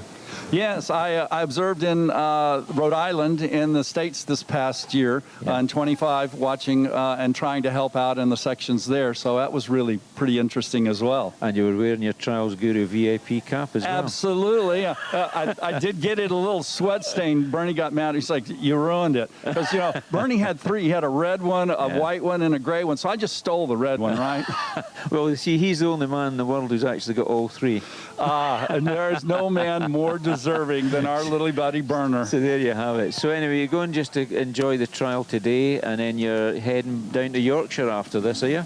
Yes, thank you, John. I'm going to have a great time. I'm going back to Yorkshire. We're going to try to get the Triumph Twin figured out, and if that doesn't work, then I'll be in an SWM like I've been riding over in the Isle of Man, and I actually have a 240 at home in Texas. Great. Well, that is great speaking to you. I think we'll come back to John Weller now, but thanks very much. Anything you want to ask him, John? I'd like to do a jingle for us. You're listening to Nevis Radio. This is the Scottish 6 Days Trial, day 6, and we can play that all day then. Yeah, that's got the voice for it. That'd be quite cool. But so, hope he comes back again? Definitely. Brilliant. Definitely. You've been a colourful character. It's been lovely having you around. And loving the shirts. Great, guys. Well, you know, it's always good to spread a little aloha around. And as John found out where I met John, I'm the only American that has entered the Scott trial. I didn't go very far, but nobody else has entered. So that's why I have the stickers made up so that I can memorialize. Here's one for you, too. Oh, marvellous. My friend. Nice to meet you. Thanks, DK. Good. That was DK. I don't know, the wind's blowing the air around a bit up there. Not quite sure. I was going to say, is it windy? Yeah, it's a little bit blustery, but not bad. Okay. Well, I can see the flags moving, so... Yeah, there's a little bit of movement, but it just seems to drop in and out a bit. Just when DK was on there, the technicality bit, you noticed he was wearing sunglasses. Yes. They were recording you. Were they? He's making a video with his sunglasses. There's cameras built in his sunglasses. See, that should need to have something on recording very, you. Very, very technical stuff with he. Wooded. I probably am, yeah. I'm being recorded, did you say? I For prosperity, but you love it. You love it. Right, so you've got something happening back in the studio, is that right? Well, we're kind of deliberating. We've got some parts. So I've got Steve Wilson watching online. He's asking about scores. So I thought maybe we could do some scores. Results, and then I believe we've got some footage coming up. Okay. Yep, we'll look at the results then. You want to do that right now? Sure enough, we can do that. After day 5 of the Scottish 6 Days Trial 2026, here is the leaderboard. In first position is rider number 136 on the factory Sherco, Adam Raga on 7 marks lost. In second position, rider number 230, George Hemingway, also on 7. So there's 2 leaders at the top. In third position, number 228 is Harry Hemingway, George's older brother. George is on the 125 and Harry's on the bigger bike, the Beta Synchro. He's on 10 marks lost. In fourth position is Jack Peace, last year's winner, the 2025 winner of the Scottish, on number 86. He's on 13, as is his brother Dan Peace, both riding Shercos. He's in 5th position on 13. Jack Price, former winner, rider 268 on the Gas in 6th position on 14. Billy Green bringing up 7th position on the Scorpa on 16 marks, as is 14 times previous winner Dougie Lampkin on the Vertigo, rider 174 on 16 marks, as is Harry Turner, rider 137 in 9th position, and bringing up the 10th spot is Jack Dance on the John Shirt Gas on 19 marks. We interviewed him earlier on this morning, and he's having quite a nice week and he's enjoying the sunshine. That is such a tight board, isn't it? It is. Lots of duplications there, and normally there's tie breaks put into place. How does that work? That's my next question. Yeah, from memory, I think they go on the furthest cleans, so that'll be interesting to see who's actually cleaned the furthest on this particular edition of the Scottish 6 Days Trial. Way back in prehistory, I remember reading up just a few weeks ago that Gordon Jackson tied with somebody for 3rd place of the Scottish 6 Days, and that was settled by a special test, and that was based on a particular section, whoever was best on a section. So it was, I think they were both on sort of like 17 marks, and they split them that way because it was very important as to who got what position, because the factories used to pay bonus to the factory riders, and also, not only that, the plug companies, the chain companies, all these riders were riding on potential bonuses. So if they won the trial, they maybe got £40 or something like that. Tyre companies might give you an extra £20 on top of what they gave you tyres for the week free, because this was what was called, the Scottish was called a trade supported event. There's quite a few of them in Britain, but the Scottish 6 Days, being the premier event of trials, was a trade supported event. So you had Reynolds chains, Champion spark plugs, Dunlop tyres in those days, because Michelin weren't in the trade at that time, and Avon, that was another tyre manufacturer at the time. They used to pay the top riders a bonus if they got through the week and got a high position. Very good. They don't play rock, paper, scissors then? Rock, paper, scissors? Yeah. What's that for? To decide who's won. Oh, right, well, that's you don't do that? Yeah, paper, rock, scissors. Maybe a better way of doing it. What we do at the Highland Classic is we don't mess around with capacity classes or furthest cleans, because they don't all go the same route at the same time. They don't start at section 1 and go right through to section 18, so we can't do the furthest clean. So what we do is, quite simply, we award the win, if there's a tie, to the oldest rider. Right. And the reason for that is we take the view that the younger rider has more years to come back and ride, the oldest rider has a limited time. So we just simplify it and go by dates of birth. And it's easy to prove somebody's date of birth. It's not so easy to prove the capacity of that machine if they're doing it in machine capacity, because who knows if it's been overboard or it's been sleeved down or whatever. And you can only tell that by measuring the engine, which is an expensive way of doing it. So we just say, right, what's your date of birth? You're the oldest of these two fellas. You win. Very good. You'd be all right then. That'd be all right. There we go. Be all Right. You've got a bit of footage there, I understand. So we're going to try something a little bit different this time round because we've been pressing more buttons. No. So, John, if you'd like to go stand by the TV that's in front of you, we've got a piece of footage that we've acquired from one of your friends, Colin Hume, I believe. Oh, yeah. We've Oh, borrowed do you mean stand by it, not stand beside it? Well, yeah, that. Right. Like a weatherman, but for Well, he's bikes. there, sort of there. Oh, Yeah. right. Well, I'll have to have a look at this then. Okay. We could do cutting cameras. It would be Crack better on. at the moment if we can do that. Yeah, well, see, we've not really Right. done this kind of stuff before like this, so we thought we'd give it a go. Right, okay. So we should have said piece of footage, and I thought you could maybe talk us through it, because Right, obviously try that's my quite best. pivotal for the scores and Yeah, stuff at okay. the moment as well. Okay. Just need to have movement now. They're static at the moment. Oh, here we go. This is Ferme, the top section at Ferme, I think. Struggling to see it here. Yeah, okay. Now, what's happened here is, this is what DK was talking about. Adam Raga's front wheel fell into a hole. He tried to recover it by putting both his feet down and pulling the bike out. Now, as he pulled the bike out, the bike went backwards. Now, this is one of the... It's not controversial. It's just the way that it's happened yesterday. So he's dipped into the hole, and he's trying to pull it out, but the bike shoots backwards a little bit. Gives it a bit of welly there just to get grip, and pulls it out, rides it out. The observer has now indicated that it was a 5. Adam turns around to see what all the fuss is about. Now, in my view, if I was observing there, even if I was at the top of the hill, I'd be able to see that. The bike goes backwards, so to me, that's a 5. I don't think people have actually got the right end of the story with this one, funnily enough, because what actually happened was we found out that Adam was debited 5 marks yesterday, so he was on about 12 marks lost, which put George Hemingway on the lead because he was on 7.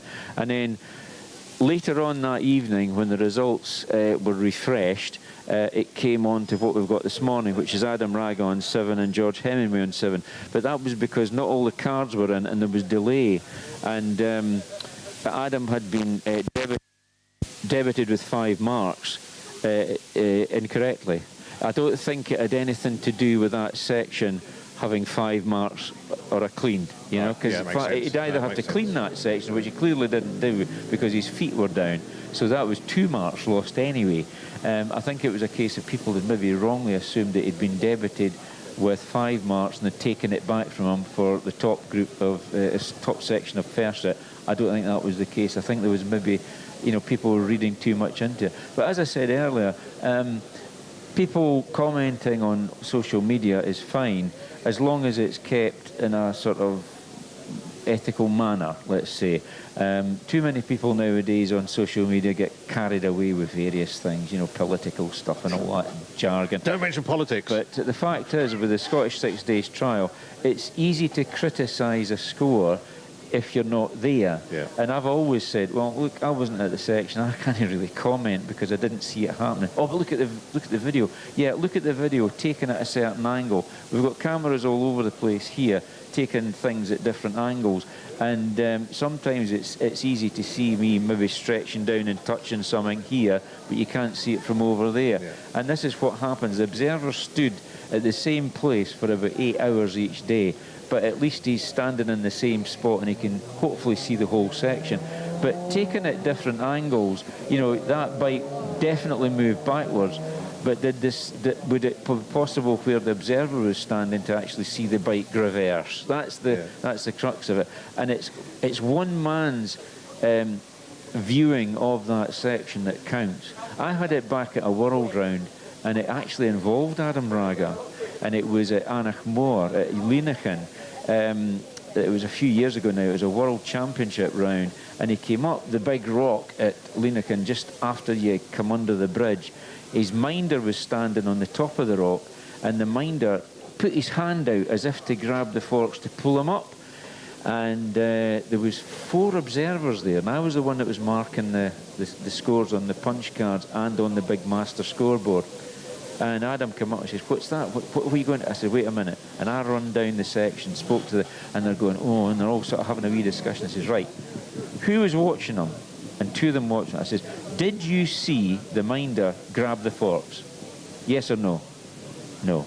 And everybody up on the bridge was saying, 5, it's a 5, it's a 5. And they're screaming at the people. And I says, look, what did you see? Did you see his hand grab the bike? No. Right, in that case, he actually dabbed twice. I said, well, in that case, it's a 2. I'm going to go back and mark him. Put the scores up, boo, you know, and I'm going, I'm not interested. And I actually went back down. I said, see these people up on that bridge? It's nothing to do with them. Yeah. It's down to what you see. You didn't see it. And you know, a few weeks later, Colin Bullock put out a video, and it was filmed from the top. And a minder put his hand out as if to grab it, and then he snapped his hand back, and he never touched the bike. So the observers were absolutely 100% right. The spectators, 100% misinformed. What they thought they saw didn't actually happen. And that's the problem you have, you know, witnessing things. And you know, I still feel that, yes, social media is a good thing, and it's good to discuss it, as long as it's kept sensible and it doesn't get carried away and then people start calling people names and all the rest of it. Nah. If it's kept right, because that is people taking an interest in the trial, taking an interest in the sport. It's okay to say, yeah, you're all professional experts out there, come and do it. Yeah, I appreciate that bit. I wish more people would come and help. But the fact is, it shows an interest in the sport, and that's what it's all about, enthusiasm. Absolutely, absolutely.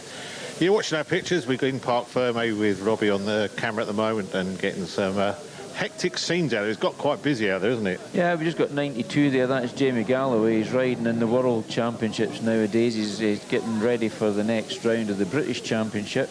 He's riding the TRRS for Steve Saunders. You see Sandy Mack there getting some tyres out of the way. He's the refuelling manager of the Scottish 6 Days. It's all happening in the Parc Ferme this morning. Well, I guess we've got a tune lined up for anybody in the van. Si? I've not been asked about any. Am I meant to? There's been, I just said get everybody to have a tune ready to sort of play at some point. Oh. Okay. We got them down here. I'll tell you what, I'll pick one. I'll pick one, and that we can work our way through that. Do that. Come back. We'll get maybe wander around and get chatting to some of the people getting ready. That'd be quite good. Yeah. Well, close-ups on the machines. We can do that. We kind of got a bit of a gap leading up to 10 o'clock, so I'm thinking we can maybe do part 3 of our Town Hall Bray feature. Yep. As well, we can fit that in. Part 3 of 3 is that? Yep. Last part of that. And then hopefully, well, maybe not today because we're a bit busy today, but we'll maybe get that uploaded to YouTube afterwards as well, so you can watch the whole thing and in full. And Cloud Mix. Don't forget Cloud Mix. That's Cloud a new Mix. Well, that's a video, you see, so I'm really fitting Cloud Mix. Yeah, we can do that. Have you changed our playlist recently? Me, yes. Yeah. Okay, I can't find. Oh no, there it is. Well, it's changed last weekend. Okay. On Monday, something like that. That's fine. Right, so I can play Milky. I'm loving that tune just now. It's very good for a sunny day. Short break and then back with you. What is Nevis Radio? This is Nevis Radio. It's your local station, your local voice, and your local music. Your local travel updates and shipping, your education and media, your local weather, your event promoter, your local news, your recording and podcasting space, your connection into what's happening in and around your area, your local information hub, your sound across the West Coast. Your community station. This is Nevis Radio.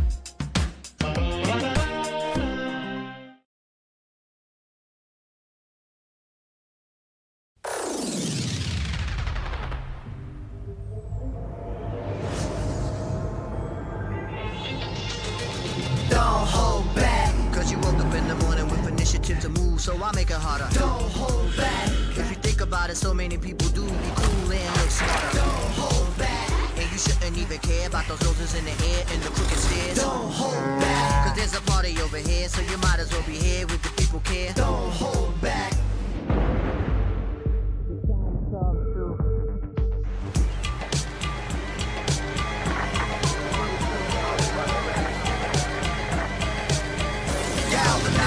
Trajectory and balance look good. You confirm to go for orbit. Over.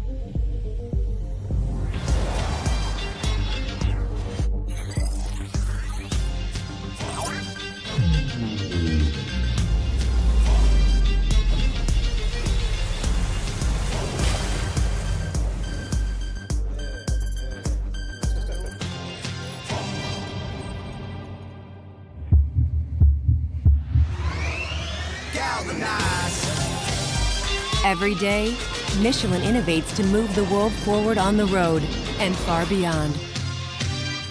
Michelin, motion for life. What is Nevis Radio?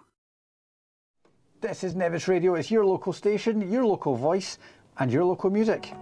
Your local travel updates and shipping, your education and media, your local weather, your event promoter, your local news, your recording and podcasting space, your connection into what's happening in and around your area, your local information hub, your sound across the West Coast. Your community station. This is Nevis Radio.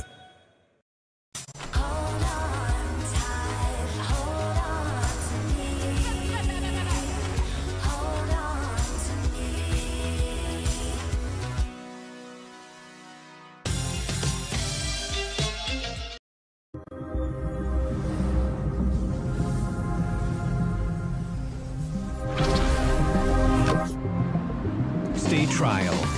Day 6, don't mention politics. That's the answer, I've understood. Don't get involved with politics. Politics or religion, just keep away from it. Thank you very much. We're a radio station, we are very impartial, we do not get Absolutely, involved in yeah. anybody's views and thoughts. Yeah, because the obviously what we're discussing is social media, and it's very big stuff now, and everybody's on it. But the thing is, you get opinions. I mean, that's why when I run my website, I didn't go for forums on it. I mean, a lot of websites have forums, and it has to be managed because of, you know, bad language and blah blah blah. But I decided not to do it because opinions can then be forced, and that's where it all goes pear-shaped. But everybody's got an opinion. I mean, that's it. That's just the way of the world. People are people, and it's quite interesting to get other folks' views. And sometimes somebody will come up with something, they'll say something, and then I sort of go, "Oh, wait a minute. Let's have a wee think about this. That might be a good idea." I like hearing opinions from the point of view that somebody might have a better idea than the idea I've got. And I'm at a stage in life now with my age that I'm now taking more of a backseat in club life, insofar as my ideas of putting on a presentation awards are old hat. I mean, the late Gordon Jackson, a brilliant gentleman, he came to me before and he phoned me from France. And he said, "John, I'm a bit concerned about the presentation awards at the Scottish 60s. He said, "I think it's gone downhill. People are turning up in their jeans with holes in them and T-shirts and stuff." When I went to the Scottish, he says, "We went a suit and a shirt and tie. In fact, sometimes we even had dinner suits." And we went to the presentation awards at the George Hotel, and everybody was smart and everybody was polite and everybody got their award and all the rest of it, and all the pictures were taken. And he says, "Could you have a word with the committee about this?" And I'm going, "Oh, Gordon, if I go to the committee and say, look, I think everybody should be told it's lounge suits," I said, "you'll not get anybody going." So I didn't do anything about it, but I could see where he was coming from. Yeah. And I remembered that. And it came to our club that we got very few people actually wanted to go to the presentation awards, so we scrubbed it. And now they're talking about doing it again. And as far as I'm concerned, I'm keeping well away from it. I won't suggest anywhere to go. I won't suggest the format, because my idea of a presentation awards is not necessarily as formal as Gordon Jackson, but certainly I would base my thoughts on the 1970s to 1990s, and that won't fit in today's world. So as far as I'm concerned, my time has come and gone as far as being a secretary of the club arranging the presentation awards is concerned. But you're doing it tonight, and DK's can't find where Cool Community Centre is. So I'll not be able to go because I think I'm babysitting tonight and let the younger ones get on with it. But there comes a time in everybody's life that you just got the young people let them go, and that's the good way to do it. And your leave, don't overstay.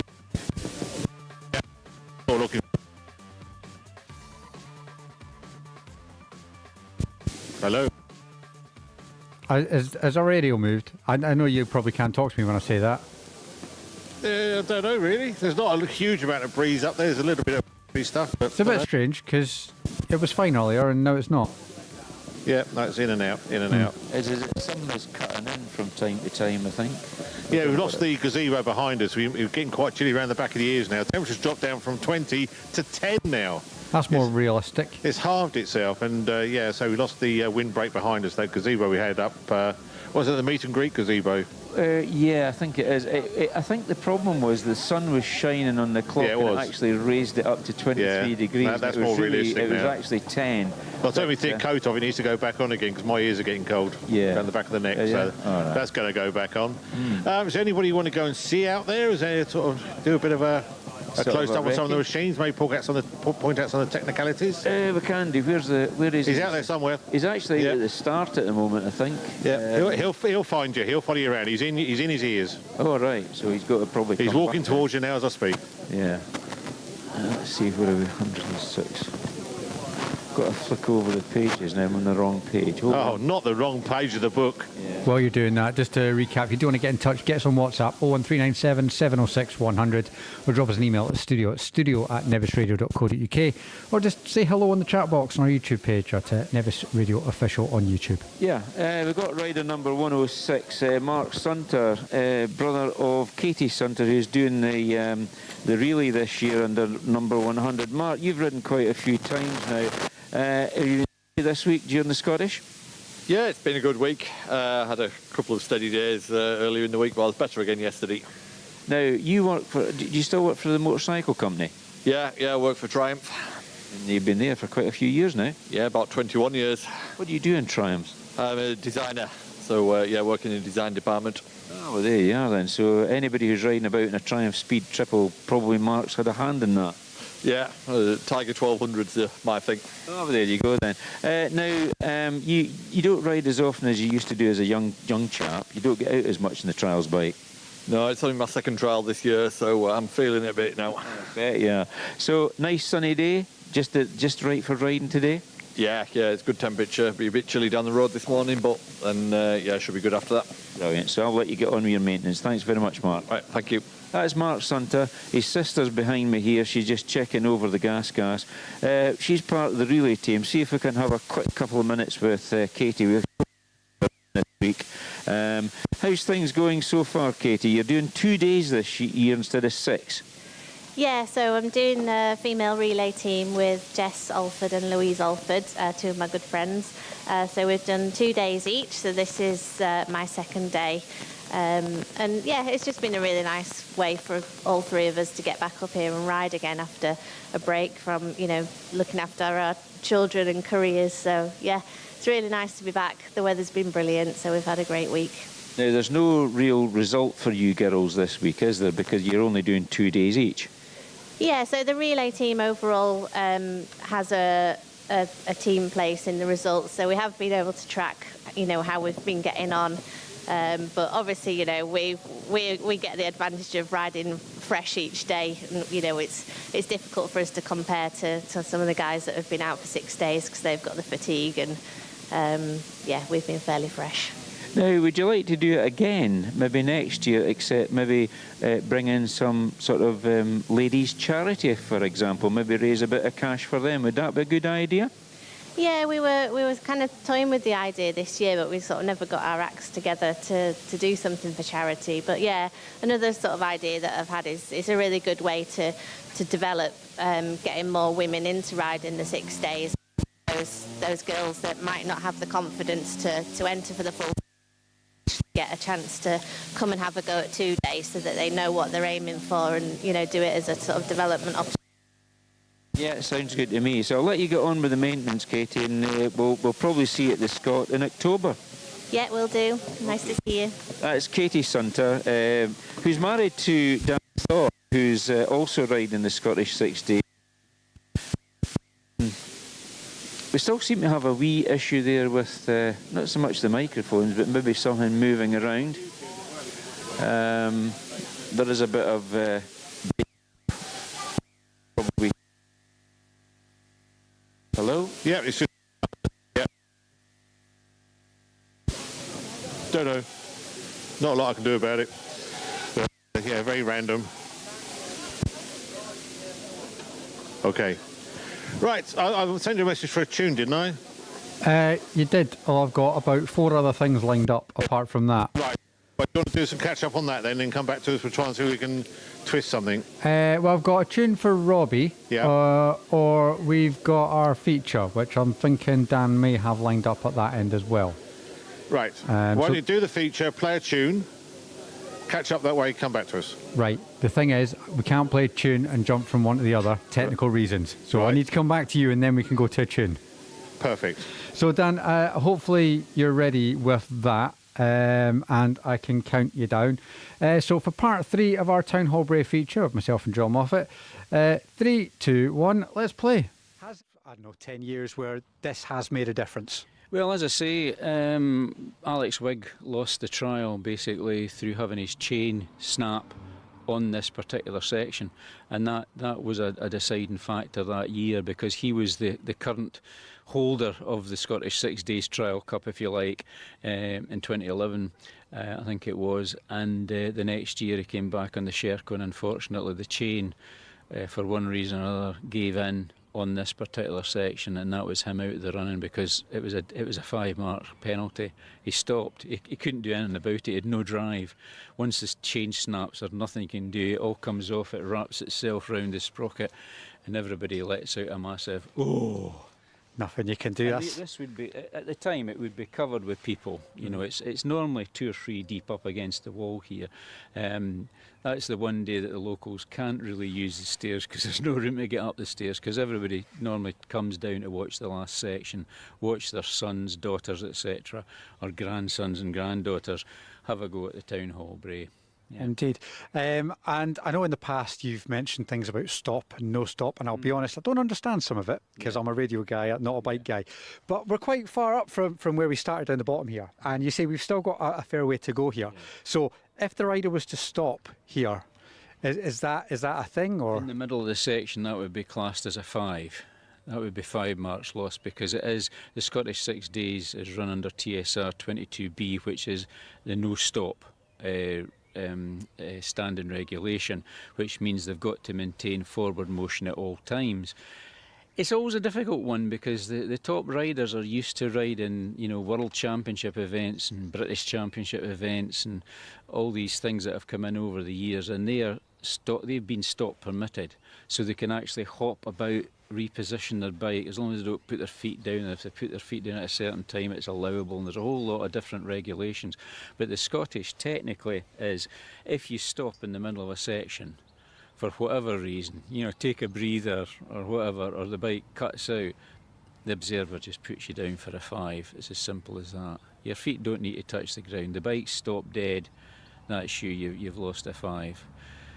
It's difficult sometimes for the observers. You've got to take your hat off to them, because sometimes they're in a position, if the observers say further down the hill here, he's not maybe quite sure if that bike going away from him is actually stopped completely. You know, it's difficult.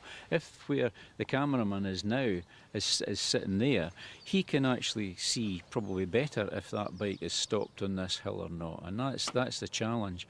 And of course the observer has got to be out there all day watching 270 odd riders for a full, you know, day. That's their job, and it gets pretty tiring, but it's quite interesting really at the end of the day. And it's not the first time that a top rider has lost marks by stopping. It's as simple as that. Okay, that's it. We'll carry on making our way up here.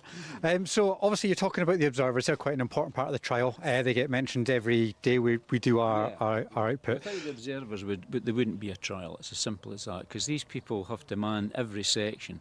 So on a section such as this, you might have 2 observers, watching, although one boot would be taking the scores, the other one's just keeping an eye on things, maybe waving the riders in, because it is quite a long section, and especially if the Clerk of the Courses take the marker cards round the corner, because once you're round the corner you're not seen then. So it's a case of maybe watching the guys coming up so far, telling the second observer what they've lost so far, and then he takes it on from there. Just depends on how they lay the section out. And with the observers, that is final, that is it. They are the markers. Yeah. The observer is an extension to the Clerk of the Course. He's the Clerk of the Course's representative for the event. So every observer is an assistant, effectively, to the Clerk of the Course. He's the Clerk of the Course's eyes and ears, and they watch the riders through every section. There's 30 sections a day in the Scottish 6 days. So 6 times 30, 180 sections in total. So that is how they actually work it. So the observer is a very important component of a motorcycle trial. Without them, there's no electronic means of scoring riders. It's as simple as that. They haven't developed that yet.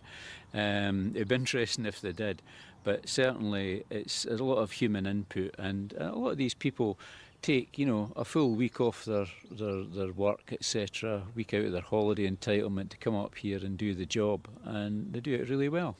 And fair play to them for that. Obviously we're working up here. You mentioned here about the corner as well. Yep. In terms of a section compared to other ones that people have maybe done through the week on the Scottish, how does this rate in terms of, is it hard, easy, average? I mean, this is a bit wet here.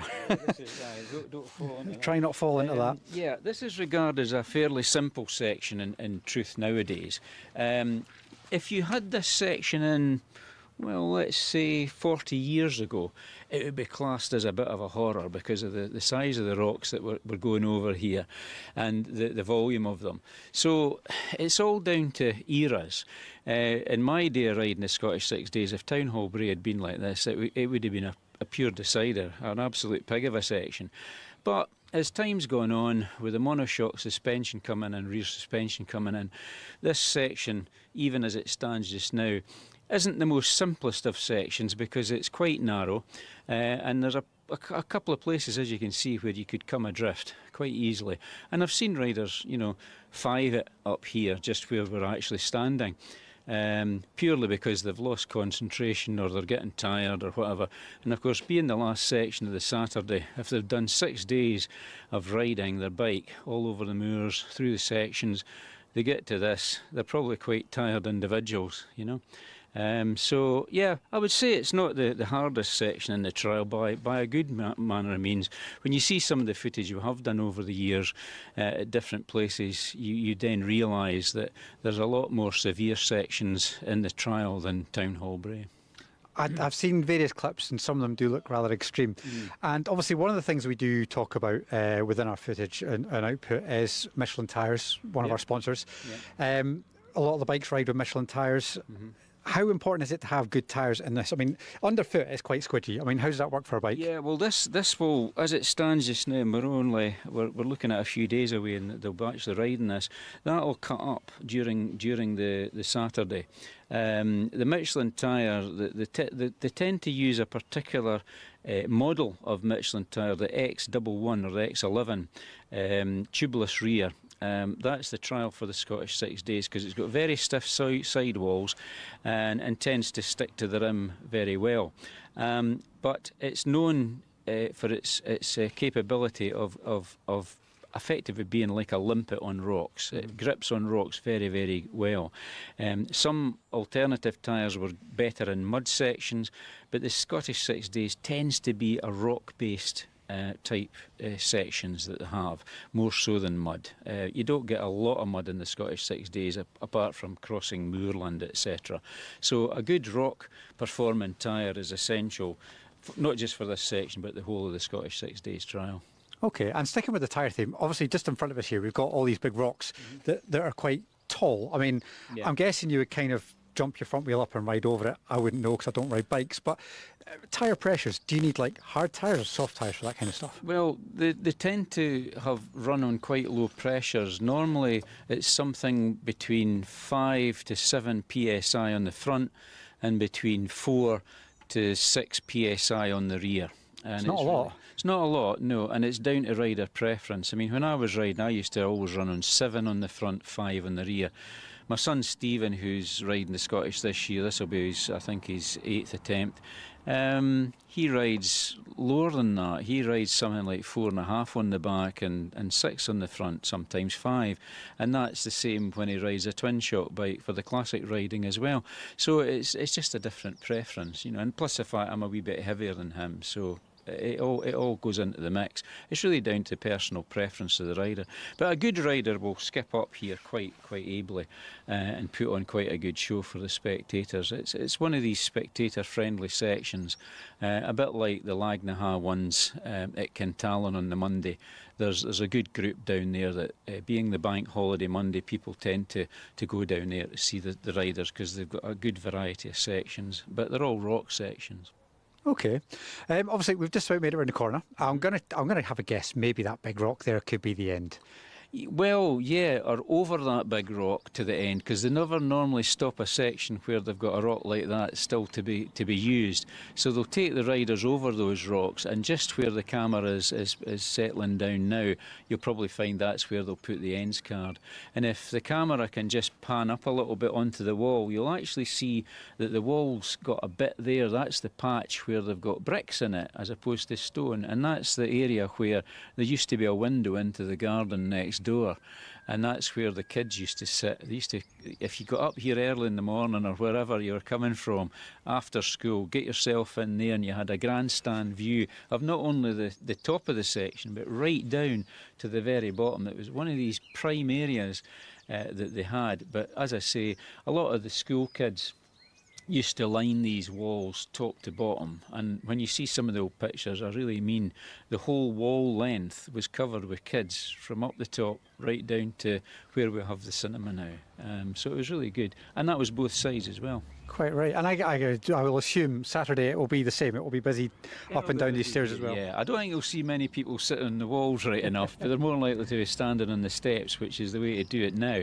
But back in the day, yeah, a lot of people came and watched the Scottish 6 Days trial, especially the locals. This is a section for the local people of Fort William to see the trial coming through, because they don't have to get into their car and go out of town and go miles and miles away down the road. They can actually just come into the centre of the town, do a bit of shopping, and then watch the bikes coming up here. Yeah, quite right. And obviously you mentioned last point of the day, finish this back down to Parc Ferme. Yeah, back down to the Parc Ferme for the actual finish, final machine check, and that's the trial over for the happy ones that have done the Scottish 6 Days trial 2026. And have you done this one? This section? Yeah. Yeah, 1977. But as I say, these big rocks weren't in then, which was a bit easier. But I think I dropped a couple of marks, if I remember rightly. I'd have to really check, but I'm sure I dropped a couple of marks on it, because the big wind-up was with your friends was, did you clean Town Hall Bay? You know, and you can't lie about it. You've got to tell the truth. And it's amazing how even some of the top riders, if they lost a one here, that was, you know, almost a disaster, that they had to keep on from there on to pull the marks back from their competitors. Exciting stuff. And I believe riders will be here 12 o'clock on the Saturday. That's when they should be getting here. Yeah. So you can come along, find yourself a spot, and come and see how they get up and down Town Hall Bray. There you go. I've actually managed to break out. It's day 6 of the Scottish 6 Day trial. Simple as that. Just take your bike, ride it over a few little rocks, and up you go and you win. That's it. Simple as that. That was the Town Hall Bray, the famous section in the centre at Cameron Square here in Fort William. That will be taking place at sort of 12:30 this afternoon. We shot that a couple of days ago, and I think it's quite a nice little interlude. But you guys are doing the presentation awards. You've been involved this year on a couple of things. You had the parade, you were involved with that. You're also involved with the gala dinner, which they have for the landowners and the sponsors, etc., which is a select event by invitation. But you've also done the one that's open to everybody, which is doing the one that's open to everybody, the presentation awards, this evening at the Cool Community Centre. Yeah, Cool Community Centre in Cool, funny enough. Just to clarify, it's not live on radio. We're not live streaming it either. No.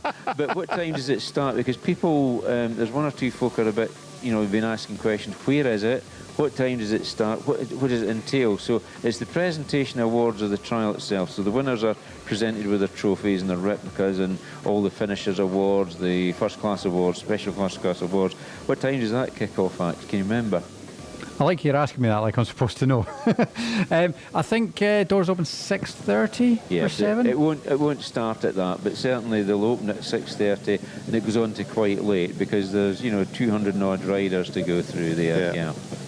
And a few glasses of stuff to be drunk, I guess. I would imagine so. Yeah. Not by us. No, not by you, but by those that are no longer driving now.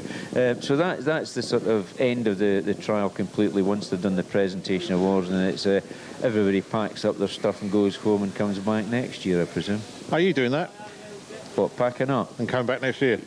Well, if I'm invited, but I won't be riding the trial, that's for sure. I'm not entering. Very good. But I intend to come back. In fact, I'm just negotiating to put my name in the diary for a accommodation to come back. I'll be back anyway, whether I'm a spectator or whatever, I will be around, yeah.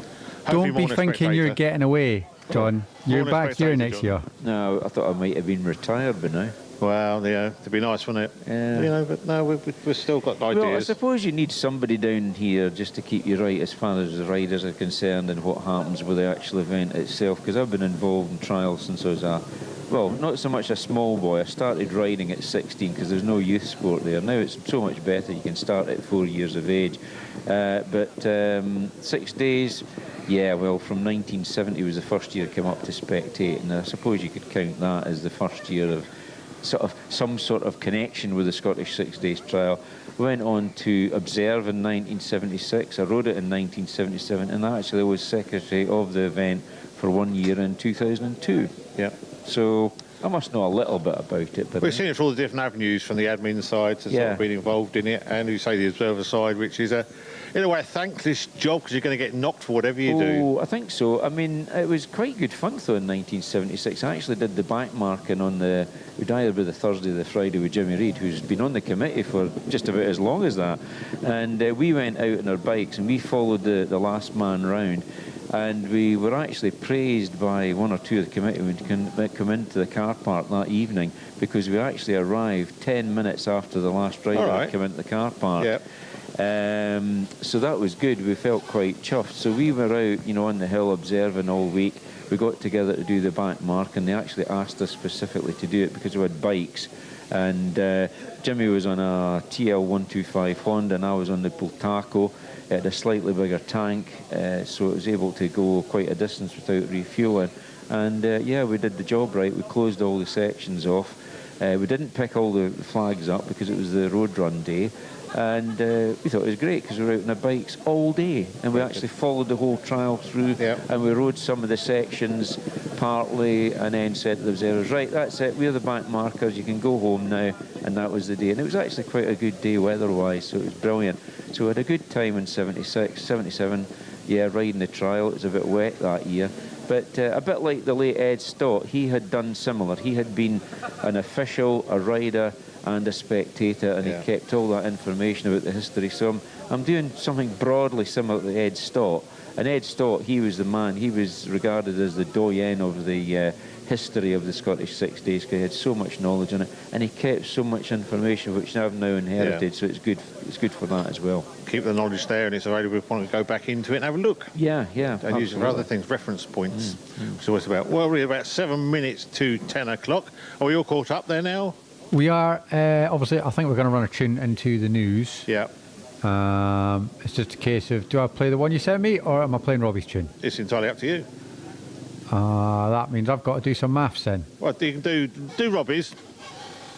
All right. Robbie's got, don't play anything from Robbie. He's out there. Where's Robbie? I think he's around at the moment. He's around somewhere. Dave's out in Parc Ferme somewhere chatting to people. Why is that not letting me do that? Have we got a couple of minutes to talk to people, or do you just want to sort of do a general brief?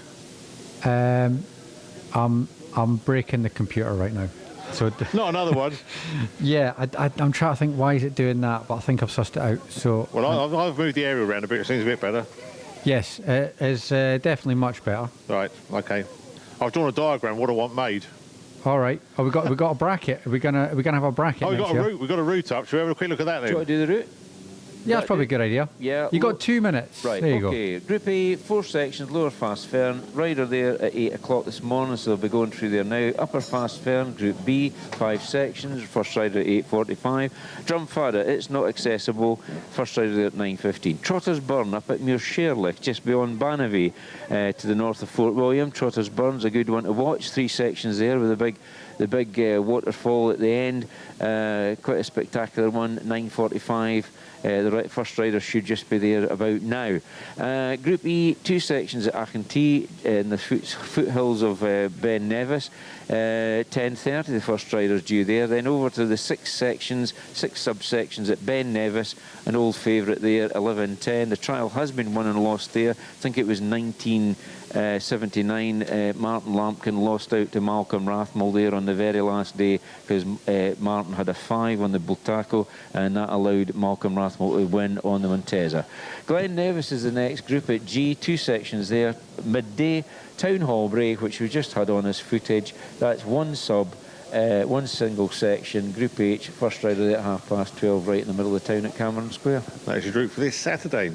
We're back after the news at 10 for another at least 2.5 hours of coverage until the very last rider at Lee's Park for me. Brilliant. Good fun. And a tune for Robbie, I guess. Oh, no, you got another minute yet. I've got another what? Yeah, another minute. That was a long 2 minutes. Tell me about it. I talked fast there. Did you see that? I noticed that. Well, I say, just to recap, if you do want to get in touch with us, you can phone us or WhatsApp us on the studio number. That's 01397 706 100. Email us at studio@nevisradio.co.uk or find us on Facebook at Nevis Radio Official. And you can also find us on YouTube at youtube.com/Nevis Radio Official. And give it a wee like and a subscribe. And on that, we've hit 7,000 subscribers on the Facebook today. Oh, that's quite good. It is, isn't it? That's a good target. Look at that cloud formation out across Loughlin. It is gorgeous. Bit of blue sky, bit of sun, shadows, reflections, atmospheric. That's what you want on a 6 days trial, isn't it? It certainly is. And obviously it's been a fun week, and we've got the last couple of hours to go for ourselves here at Nevis. And you can watch it all back, listen to it all back, find it on our website, nevisradio.co.uk. In the meantime, for Robbie, here's Scooter.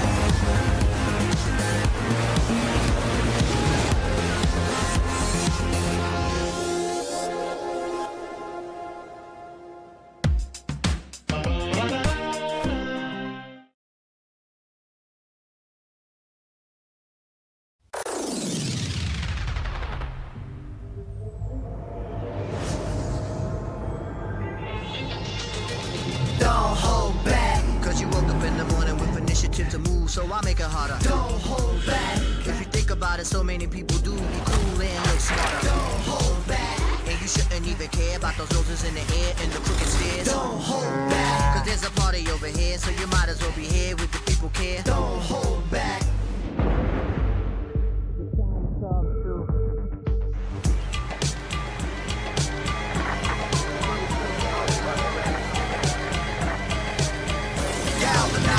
Trajectory and balance look good. You confirmed to go for orbit. Over.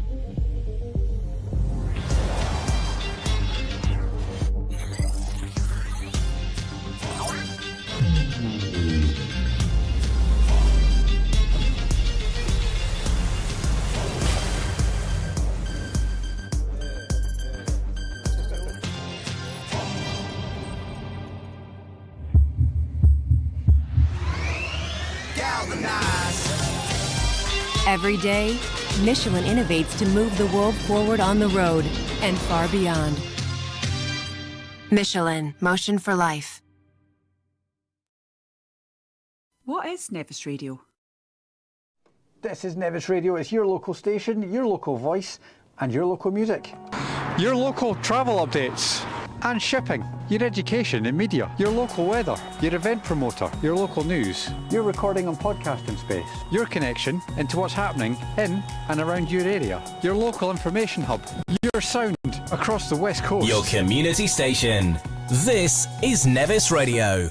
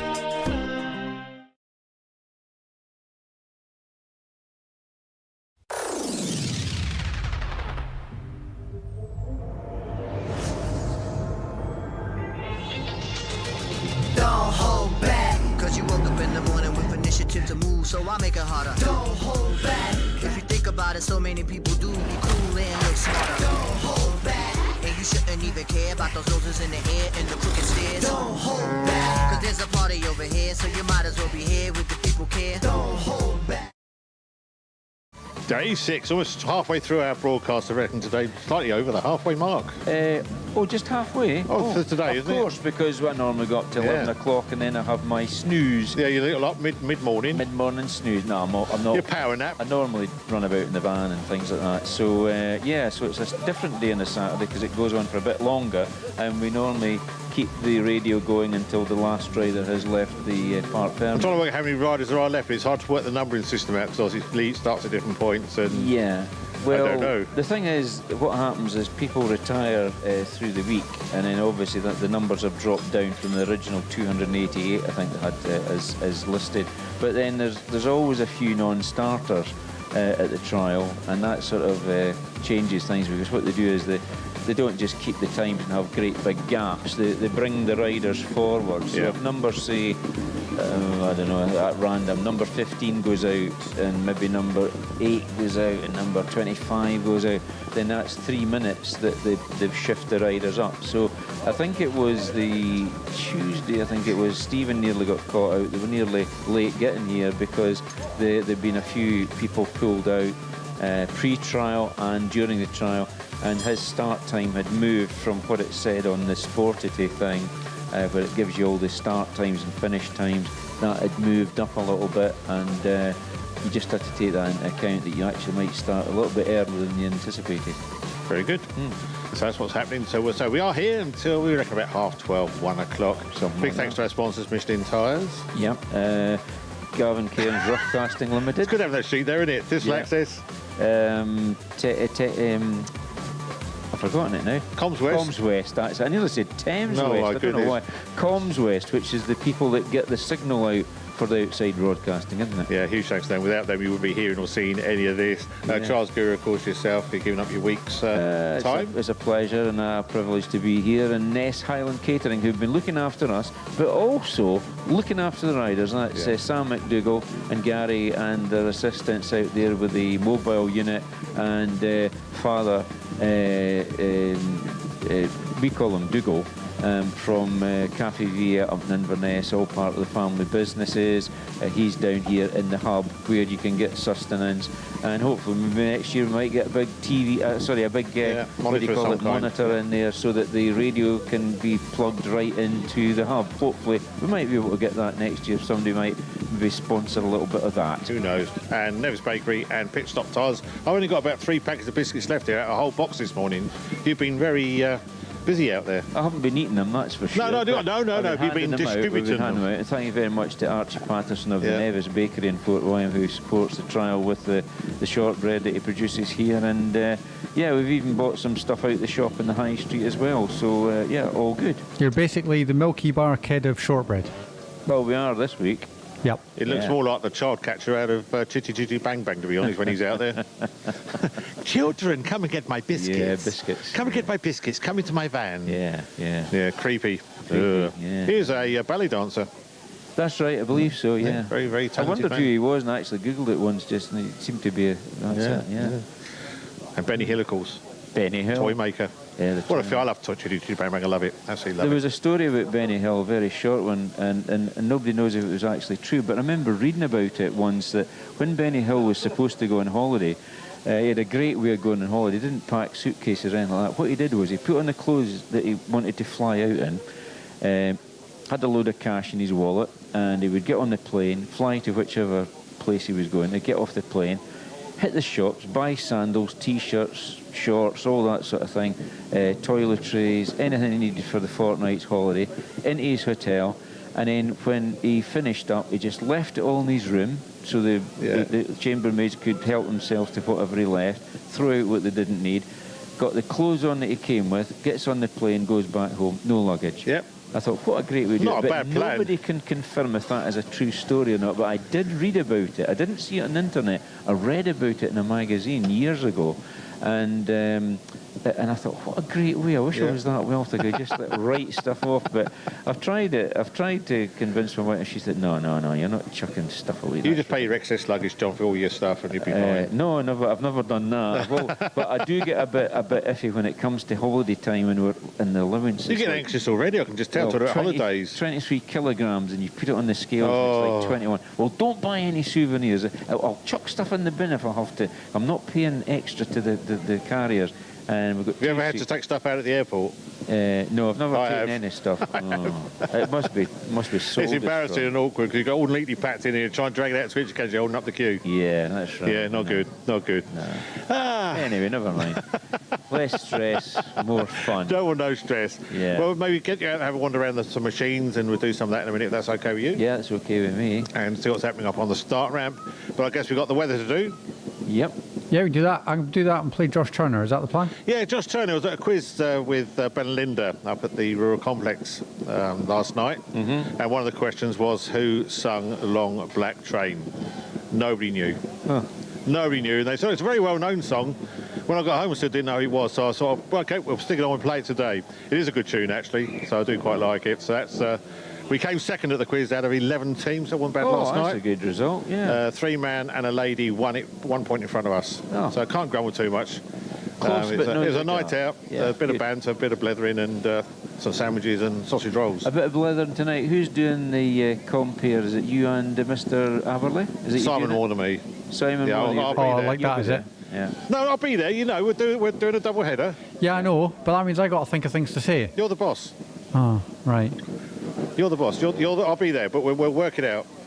It's a bit like Morecambe and Wise, is it? Yes. All right. I'll be Des O'Connor. Or Ant and Deck. Potentially, but probably less funny. You're definitely less honey. Yeah. Are you doing any songs or routines or anything? I don't know what you're doing. Dancing? I've got no script, nothing scripted anyway, but I've got Well, no this is the idea. thing. People go, oh, you must script this. I mean, to be honest, with the video side, we are kind of producing that in a bit of a manner, but nothing scripted. Well, I've got the weather sheet, and I've got little you see well, I've got little scribbly notes. I can just sort of go as I'm thinking about stuff. But yeah, that's the way it works. Well, so Morecambe and Wise always worked off a script. they were so strict. Well, the thing is, everybody thought they did ad-lib. Yeah. You know, bursting out laughing and all that. That was all rehearsed. Yeah. It was incredible how they did it. They were so professional. But I mean, little Ernie Wise was so pedantic about it, apparently. But everything they did in their TV shows was all scripted, very, very to the minute detail. And everybody just thought it was ad-libbed. They made it up as they went along. It was great. Well, this is definitely ad-lib. Yeah. On that, John, what's the best time in the year to change your suspension on your bike? Come on. Spring. Yeah. Exactly. Spring. Yeah. I had to think about that one. I was thinking, well, when the temperature changes, I don't think it affects it much. You'd have overthought it. You'd have overthought that one. But spring. Spring. Yeah, got to be done. Right, you ready for some weather before this goes downhill? Today's weather on Nevis Radio, brought to you by Thistle Access. St. Charles bikes don't go downhill, they go uphill. Mainly dry day with some bright or sunny spells. A few light showers are possible, breaking out these mainly over the hills and coastal areas, but looking right now, not too shabby. Light to moderate northwesterly winds and temperatures getting up to around 11 degrees centigrade. A few showers will continue across the north throughout the evening and into the night. It'll be dry elsewhere with some clear periods. Frost will develop under lengthy cloud breaks and temperatures down to 3 degrees centigrade. That was today's weather on Nevis Radio, brought to you by Thistle Access. To move the world forward on the road and far beyond. Michelin, motion for life. What is Nevis Radio? This is Nevis Radio. It's your local station, your local voice, and your local music. Your local travel updates and shipping. Your education and media. Your local weather. Your event promoter. Your local news. Your recording and podcasting space. Your connection into what's happening in and around your area. Your local information hub. Your sound across the West Coast. Your community station. This is Nevis Radio.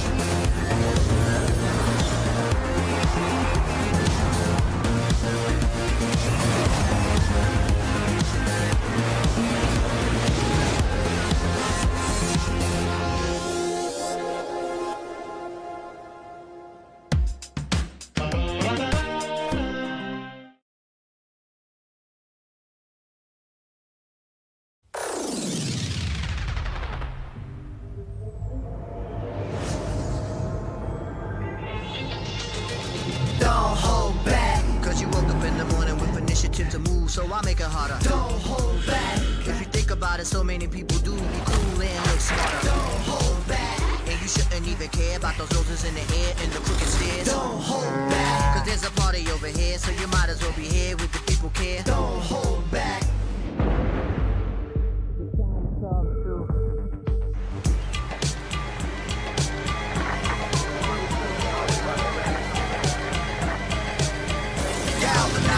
Trajectory and balance look good. You're confirmed to go for orbit. Over.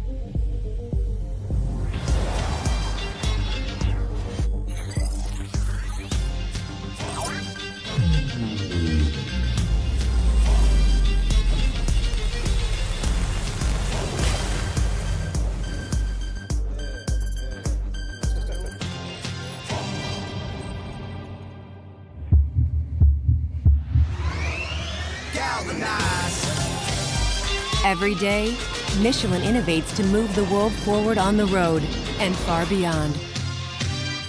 Michelin, motion for life. What is Nevis Radio?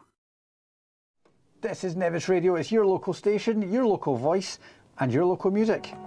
Your local travel updates and shipping. Your education and media. Your local weather. Your event promoter. Your local news. Your recording and podcasting space. Your connection into what's happening in and around your area. Your local information hub.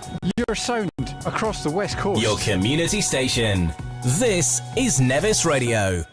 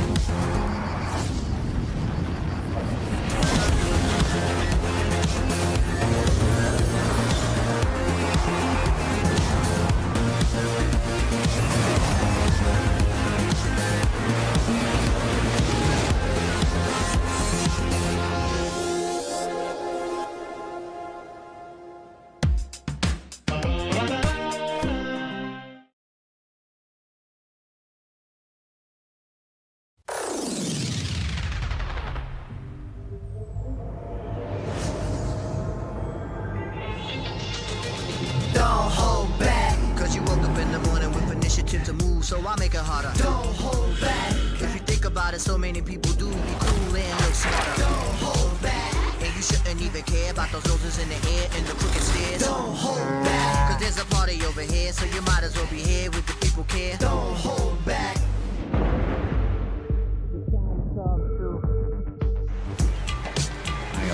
Day 6, basking in sunshine, trying to get my social life sorted out on social media. And John Moffat's around the corner somewhere. Hopefully you'll be hearing me now. We can indeed. Yeah, you can hear me. Yeah, we're actually in the Sherco camp at the moment, which is in the middle of the working area, the service area, if you like. So there's some bikes in here just getting a little bit of attention at the moment, and it's fairly busy. So one or two bikes just in, a couple of riders in. Adam Raga's in the inside of the tent at the moment, so he's just doing a little bit of prep to his bike. Looks as though he's got the throttle cable removed. Now I'm almost certain that his bike is a fuel injected machine, and they're giving it a bit of a spruce up at the moment, so we've got that on video.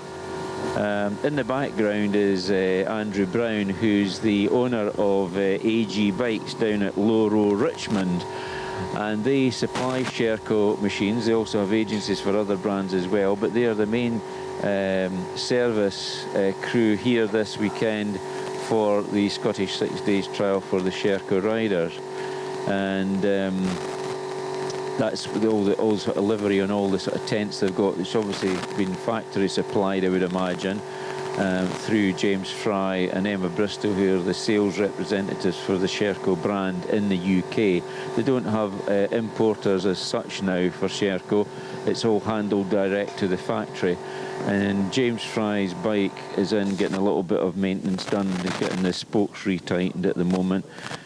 He's rider number 135, so he's actually started, so he's on his running time at the moment because he's out of the Parc Ferme area, he's in the working area, so they're just getting their bikes fettled a little bit. Adam seems to be lubricating where the twist grip goes on, so that there's no stickage there. It's just a wee bit of lube on the handlebar, and he's now refitting the twist grip to the machine.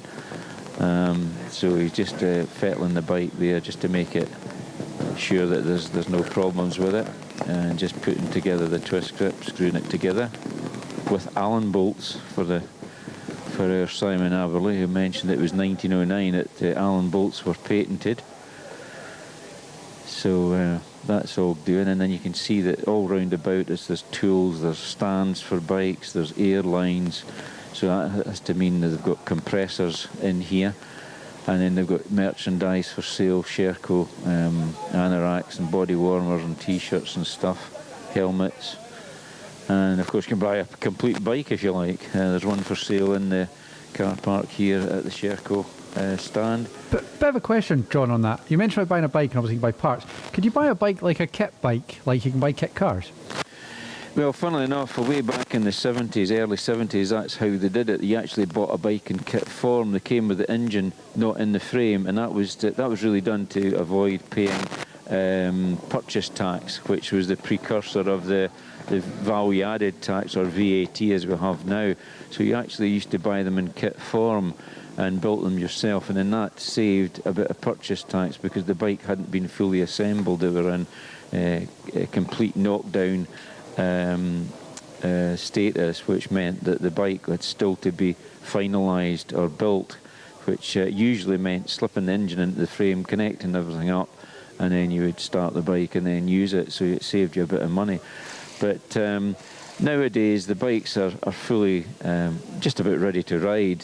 What happens is they come in a crate into the UK, minus the front wheel, the handlebars, and they're normally bolted down so that they can be transported, you know, from the factory might be in Barcelona and brought across into the UK. The dealer would then get the crate delivered to their premises, where it would be opened and the handlebars put back on, a couple of things connected up, front wheel back in, check the lubricant so that nothing had leaked during transport, and then started, run for a wee while until the fan comes on a couple of times, fueled up a little bit, and then given over to the new owner. Cool.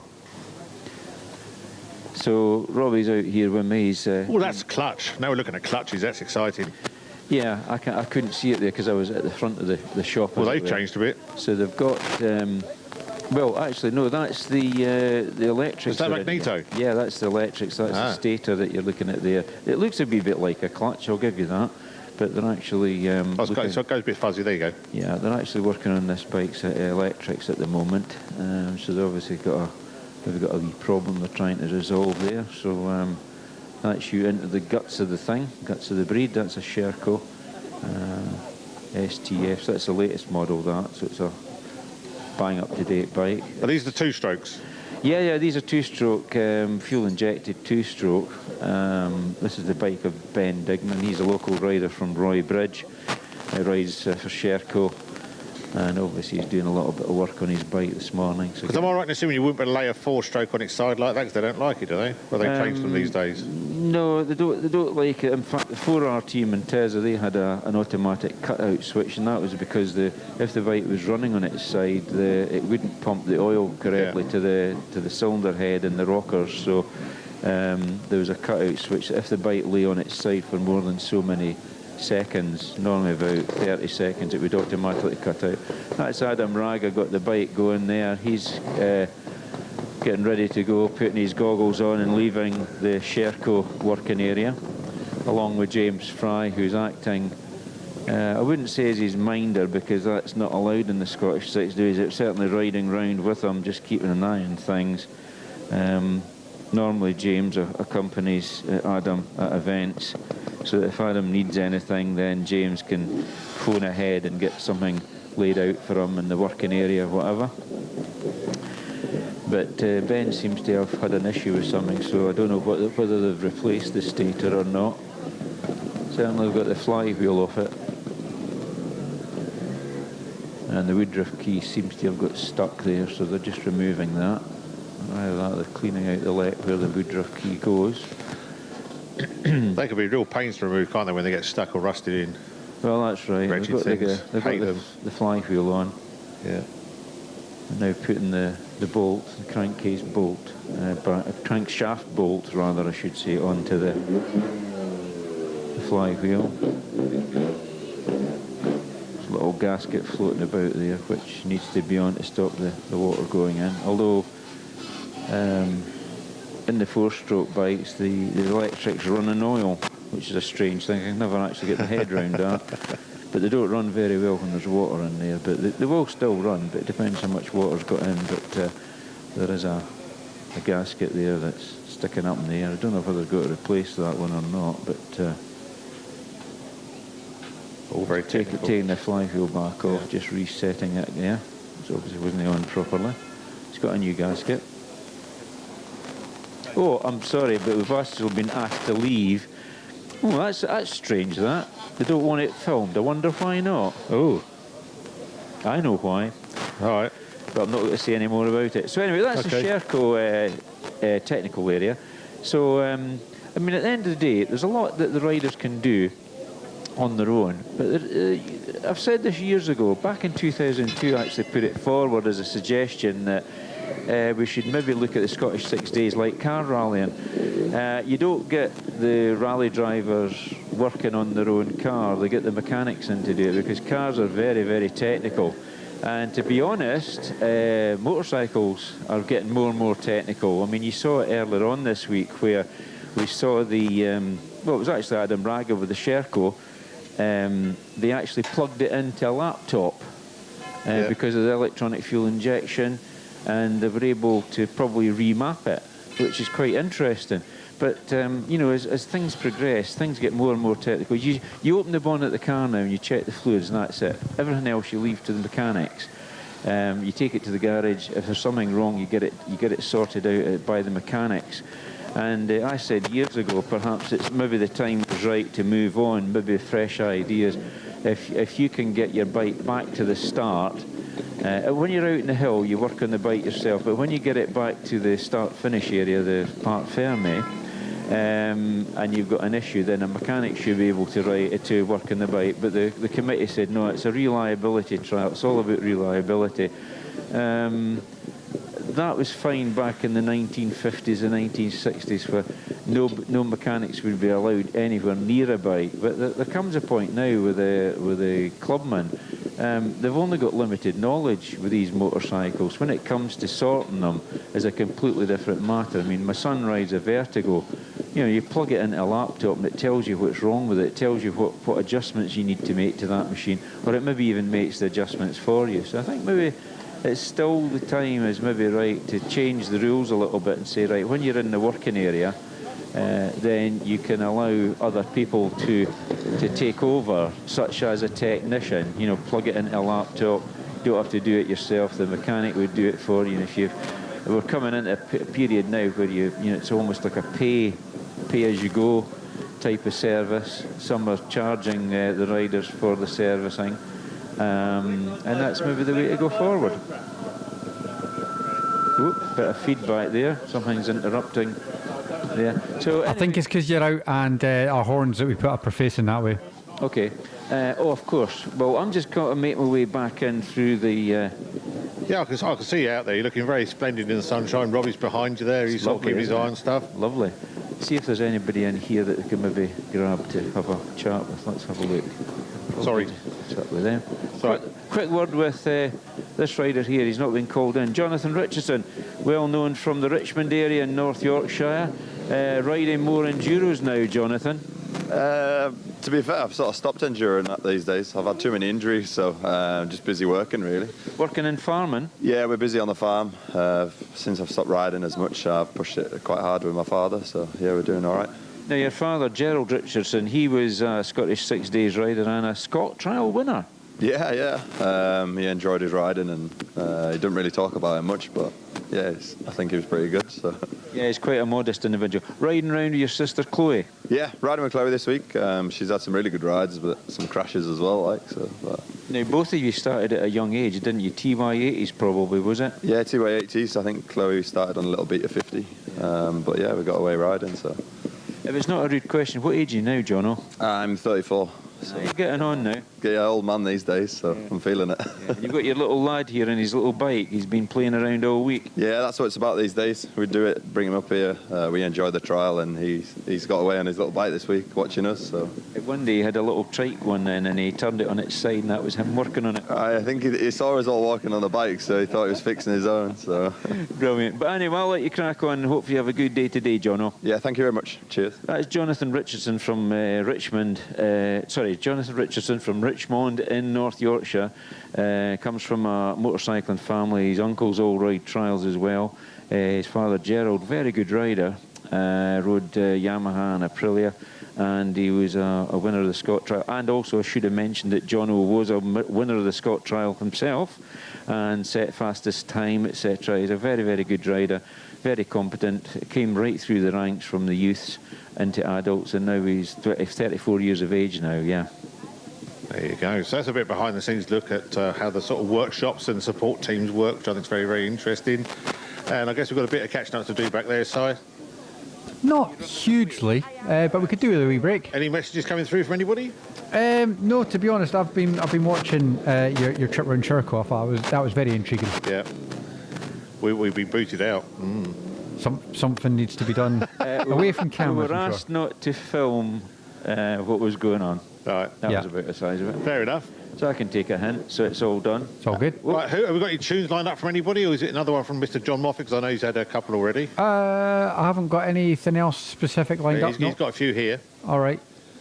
Do you want, you go for one of yours, John. Let's see what one it was. Oh, yeah, the one that we had at the beginning of the week. I'd quite like that played again, because it got a lot of good comments back. So I remember which one it is. There we go. Yeah, it was actually Apollo 440. Oh, yeah. Can't Stop the Rock. Or Stop the Rock, I should say. We won't stop the rock. We're going to keep the rock going on your Nevis Radio, your station here. Yeah. Right across the West Highlands of Scotland. I'm sorry, but I heard a phrase earlier on, and it's in my head now. We're just giving out the alohas for the day. Yo-har, here we go. Loving that. Yeah. Nevis Radio here until the last rider rides Parc Ferme. Yeehaw.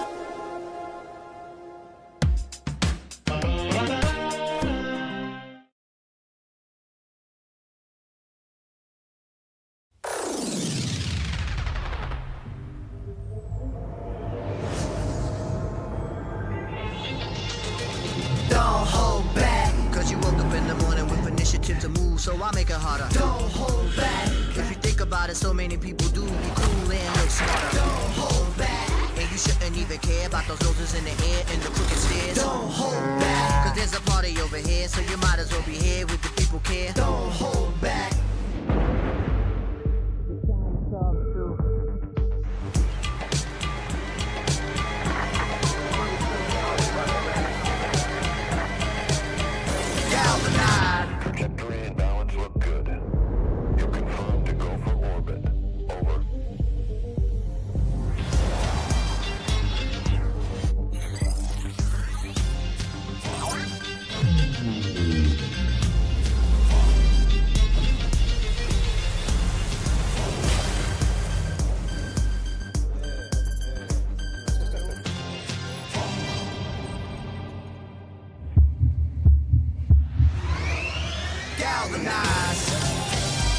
Every day, Michelin innovates to move the world forward on the road and far beyond. Michelin, motion for life. What is Nevis Radio? This is Nevis Radio. It's your local station, your local voice, and your local music. Your local travel updates and shipping. Your education and media. Your local weather. Your event promoter. Your local news. Your recording and podcasting space. Your connection into what's happening in and around your area. Your local information hub. Your sound across the West Coast. Your community station. This is Nevis Radio.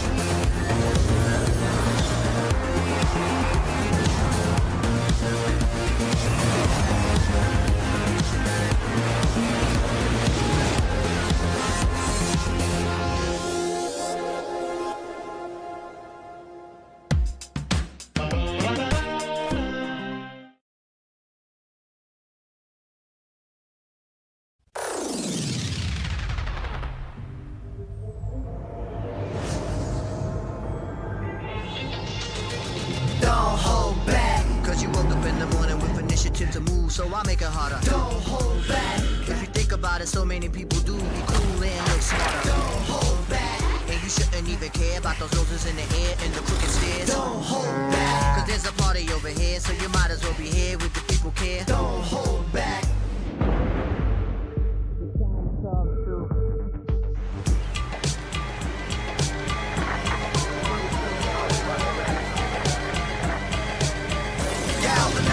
Trajectory and balance look good.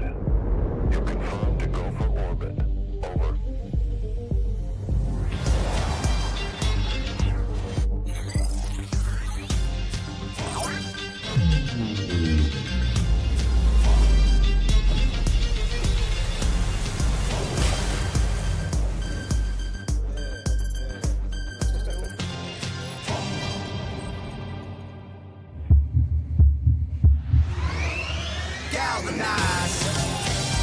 Every day, Michelin innovates to move the world forward on the road and far beyond.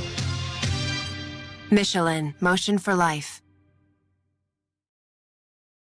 What is Nevis Radio? The trial. Day 6, he's out in Parc, Ferme, but we never took a microphone with him, did he? No, he's talking to people, sharing out biscuits. Behind us, we've got the Fort William Sailing Yacht Club. They're out on the water looking absolutely splendid. I don't know, Robbie can get some of that. Maybe do some get ready for the Clipper race. Robbie, how about that? Some filming of yachts. You see, it's close. There's a close connection there somewhere.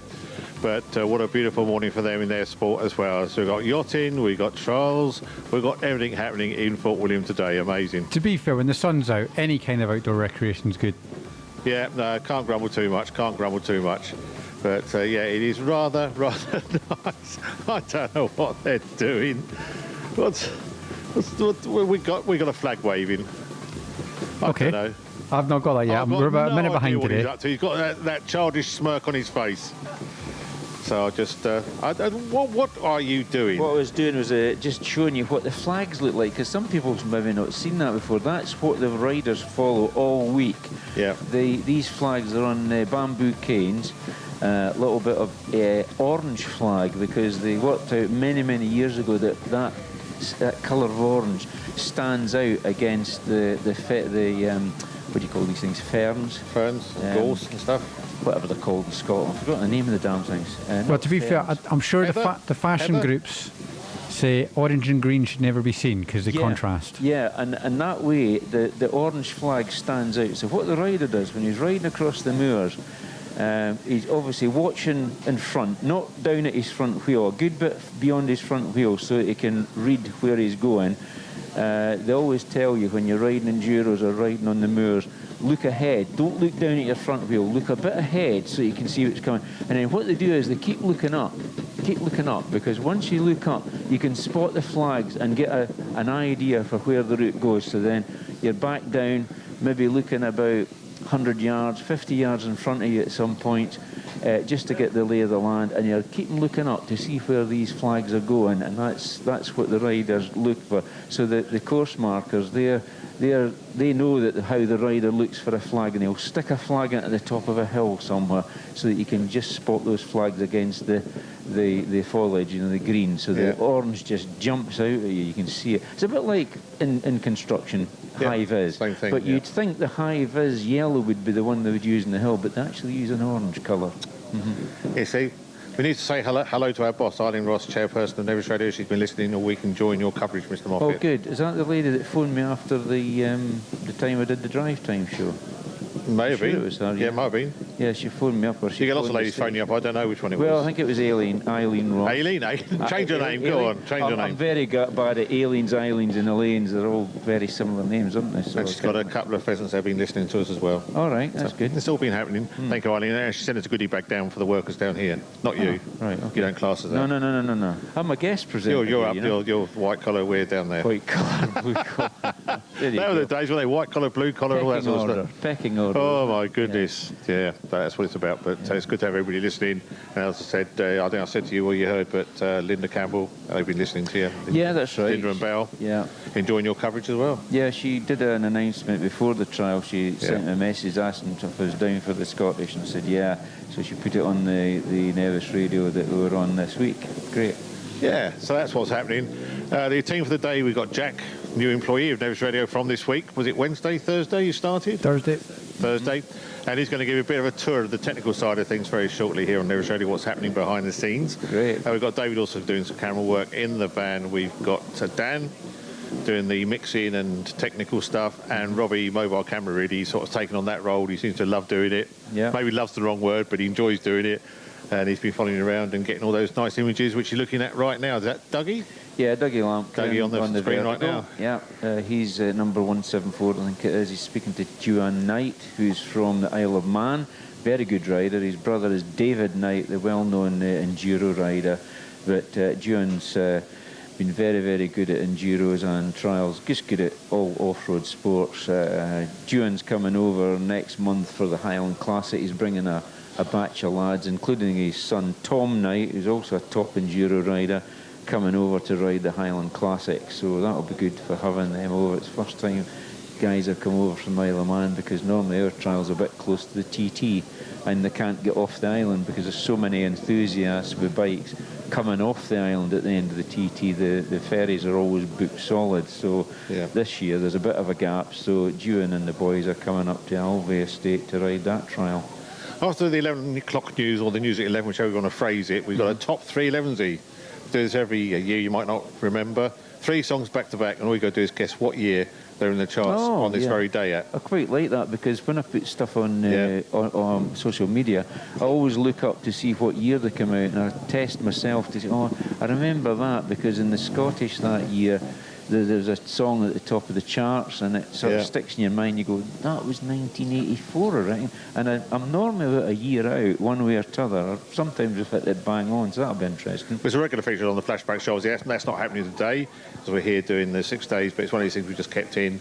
And I say 3 songs back to back. All you got to do is guess what year. You can WhatsApp it into Si if you want to. We'll get the boys and girls down here having a go as well. No cheating on certain apps you can get. I know what they're like in there. Oh, yeah. Play fair. And we'll reveal the answer and who's got it right after. That will be about 12 past 11, I think, if my times are right. Right, good. So that's what's happening there. We're, 16 minutes to 11? And basking in sunshine. It can't be bad. 12 degrees. I was going to say, it's dropped, climbed, dropped, going back up to 12 now. Yeah. Funny old weather. And that's in the shade there, that's not in the sun. Probably real temperature. That's it was 23 degrees. Yeah, that got warm. That's up. nice. It felt good on the back, though. Yeah, good one. It did feel good on the back. And you do want to get in contact, 01397 706 100, phone line and WhatsApp. Social media is Nevis Radio Official. studio@nevisradio.co.uk is the email. And on our website, there's lots of other things you can do as well. Yep. Covers it off, Si? Yeah, I've just been told I got it wrong. It's blue and green, not orange and green, but anyway. Blue and green should never be seen. I was close. Is it not red and green should never be seen except upon an Irish queen? Blue and green, I'm told. Was it? Yeah. Yeah. Oh, well. I know egg down the shirt should never be In seen. short, green and seen rhyme, so you can put whatever colour you want. I'm not bothered. I'm trying to remember the name for the ferns. What do they call these big ferns that grow in Scotland? Ferns. Bracken. Is it bracken? Well, I know it's not just in Scotland, I know it's bracken. Yeah, big bracken. ferns. The bracken gets up and round about a few weeks from now. You can't see where any of the trail goes. It goes up to about waist height, doesn't it? Adders like sleeping in bracken. I think they are classed as ferns, I think. Because they are fern, but bracken and that, you know. What is it? Myrtle, green and bracken, brown. Is that not the phrase? What are you on? I don't know. It was a song. Has it been a long week, John? Do you need to lay down? No, there's actually a song. It's a Scottish song. I think it's Mary's Wedding or something. All right. Yeah, I might be right. Actually, I'll tell you what. We've got the new one from Tide Lines on the system. Will you play that, please? Yeah, I guess. I think it's called. I think it's on the A list. Actually, I think I'll put it on the A list because it's really good. Is it called All Right? I don't know yet. Hang on. Tide Lines. All right. Yeah. It is. That's their latest single. Got released last week, I believe. So we'll play a bit of sort of localish music. Good. Robert and the boys. We can do that. Which should be good. Right, are we doing that now? Yeah, let's do that now. Okay. Your local information hub. Your sound across the West Coast. Your community station. This is Nevis Radio.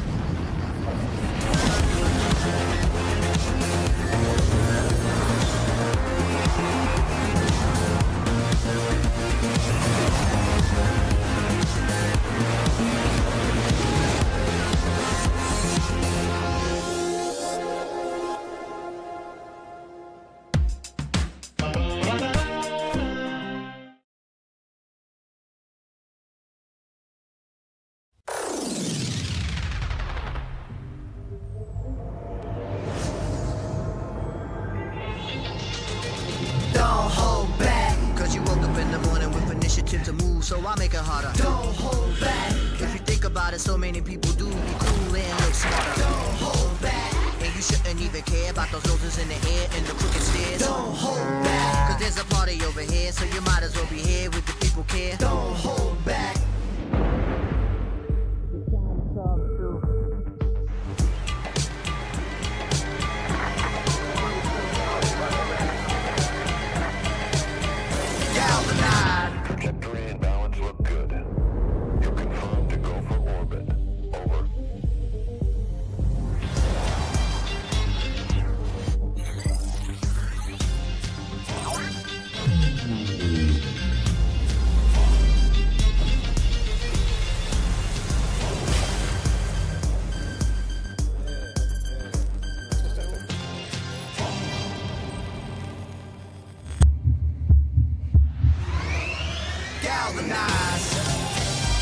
Every day, Michelin innovates to move the world forward on the road and far beyond.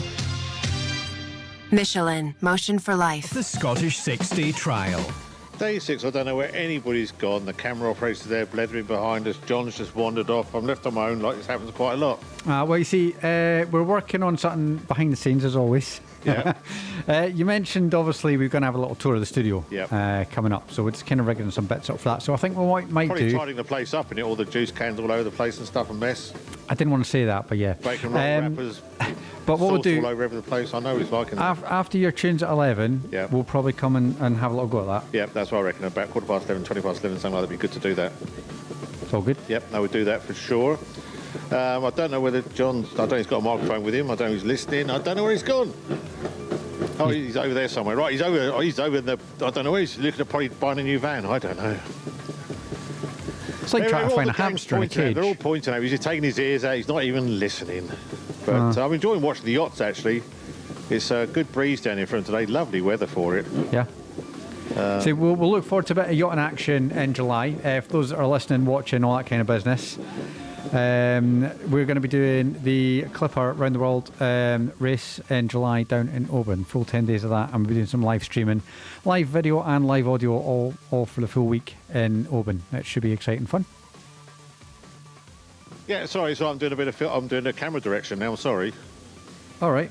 But it's so nice out there. It's quite hectic on the loch this morning because I think the swimmers go out as well, don't they, John? Oh, well, I didn't see any swimmers today, but I did actually speak to Sharon Smith the other day, who gets up quite early in the morning. I mean, when I was walking across here about, what would it be, about 27, she was waving it, and I went and had a chat with her. They do this wild water swimming, which is supposed to be very good for you, and dare say it is. And but today we seem to have a lot of people out yachting out on the Loch Lilly, which is quite interesting. Which coming up on the screen in a moment. Folk don't always see because a lot of boats are tied up just opposite the what's that road again? What's that road called? That one, main one. The A82. Yeah, but it's called the main road. Attenborough Road. Attenborough Road. When you're going down there, you see all these boats that are actually moored in the little harbour here. Don't seem to move, but today there's what, half a dozen out there, at least, flying about with their sails up. Little dinghies and whatever. It's obviously a good day for sailing. Perfect. Look at that breeze in those sails. I've actually never seen as many boats out on the loch. Go on, Jack. Zoom in. See how still you can keep it. I love this. Yeah. How's that, Jack? Steady hand. It's such a lovely day here in Port William. It's incredible. And we've got the guys working on their bikes here in the sort of work area. They get 20 minutes per day. Out. To the left. To the left. Get the ones moving. To the left. There. Keep going. There you go, there they go. Yeah, they are. All out there, look at them. Aye. I mean, obviously, quite a few of them tied up still, but... moored. Shall we get technical moored? There's one of these... safety bibs. Inflatable things, yeah. So I think they must go out on them to... Because you've got to get out to your boat. No, these ones come from the It's called a tender, John. Yeah, so you must have to go from the shore. There's a to your catamaran. boat. I've often wondered how they get onto their boat when it's moored out in the middle. They've got little of the rowboats normally. No, it's not a little rowboat. It's called a tender. I you know, take it out. It's a tender little rowboat. You park it on the back, and then that's you. You get on via some So swimming what deck. do? Do they go out with the tender and then tie that onto the tender boat? to where that one is. Yeah, and then they go away in their yacht. And, yeah, unless you've got a tender sort of bit to clip it to. Yeah. Aye, or somebody takes you out there, they go back to shore. You don't swim out to your boat and get wet, do you? I don't think you do I did that down. I jumped off. We used to have a little fishing boat. I jumped off it in the sea once, and we swam to shore, and then we couldn't work out how much the water was moving before we had to swim. So we had to go up the beach to get back into the boat. Because this is a sea loch, so it's a mixture in it. Tidal, isn't it? Very so tidal. The tide comes in and it goes up, and it's actually quite a strong current when you see it at night. You see the it does water mix fresh water and sea water. It's a funny old combination. It gets like a white line sometimes going across it. That's right. That's right. Beautiful, beautiful. Love water. I'm sure people that do boating will be able to explain exactly how that works, and maybe explain. Well, side does boating, you know. Good about boat. But anyway, you can find out all of this because we can ask all these questions to people who do know in July at the Clipper race this year. Yeah. 10 days of it. Were you down there for? 10 days down in Oban Town. Yep. A lot of stuff. That's going to be fun. That's going to be a different outside broadcast. John Moffat broadcasting, no? Yeah, I wouldn't comment on boating because I know absolutely nothing about it. Well, funny you say that. I've been speaking to some people down there, and I've kind of got it in my notes, just my own personal reference of the John Moffat of boats. That's what we need. Yeah. Yeah. You've not done water skiing? You ever tried water skiing? No. Oh, that's fun. No. I haven't been on a small boat, really, to tell you. It's always been big ships that I've ever sailed on. You never dinghied? Nope. Dinghied? No, I've been on these sort of pedalo things. I've been on them. You know the pedalos? I know what a pedalo is, yeah. I've been on that sort of thing, but nothing like the ones that are moored in Loch Linnhe. When you get your wind in your sails and it's taking you where you want to go, and when you've got a tack and all your sails go floppy, it's not good, is it, Si? No. You don't want floppy sails. Yeah. But, yeah. Coming up, as I say, we'll give you a show around the outside broadcast, what we're doing behind the scenes, all the dirty bits, as we like to call it, where all the cables are and all the bits get hidden away. Because what you see, it's obviously what you like when you go on to your TV programme. You don't see all the stuff around the scenes. It's amazing. People were asking, you know, they were in earlier today, I think it was today anyway, because it was a blur, saying that, you can actually watch it later on. So some people don't know that it's actually on YouTube later on this afternoon or this evening more so. And you can actually go back and see the whole week as it's transgressed through the week. A couple of people saying they're loving the coverage size. Well done to everybody. It's been good. Yeah, I'd like to pass on our thanks to everybody behind the scenes. And they're watching all over the world, aren't they? Exactly, they are indeed. And don't forget, our top 3 11s is coming up straight after the news at 11 o'clock. 3 songs back to back from a certain year on this very day. All we're going to do is guess what year that is. So it's 3 songs from the same year. On the spot. No looking up the internet. 2026. Go on then, go for it. 2026. It'll be before 1999. It might include 1999, but it'll be before that. That's the only clue you get. I was just going by the date that was on it. Yeah, that won't help you. No. Oh well. All right. So and it'll that's be coming up when?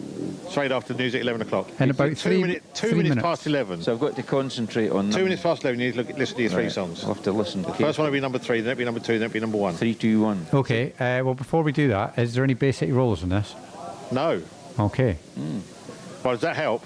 No, I just thought I'd clear it up before someone else asks. Well, you've got a basic roller fan somewhere, have we? Somewhere. Yeah, I think I surprised John not getting Eric in. Caught us out earlier this week when you said that Stuart was back at the office and we were looking at... Yeah, who was Stuart? Stuart who? It was Stuart Dozie of Michelin Tyres, who are the sponsors, but caught me out completely and was trying to go through all the Stuarts that I know, and I'm thinking, it's not that one, not that one. And you had us totally bamboozled by that. That was a strange one, that. But no, Stuart Dozie, I think he'd gone back to his office and had phoned you up, I think, so that was good. Could he mention him? Yeah, just mention him, I don't care. What's the worst which can happen? It was somebody's secret. Yeah, I thought it was somebody's that we didn't know.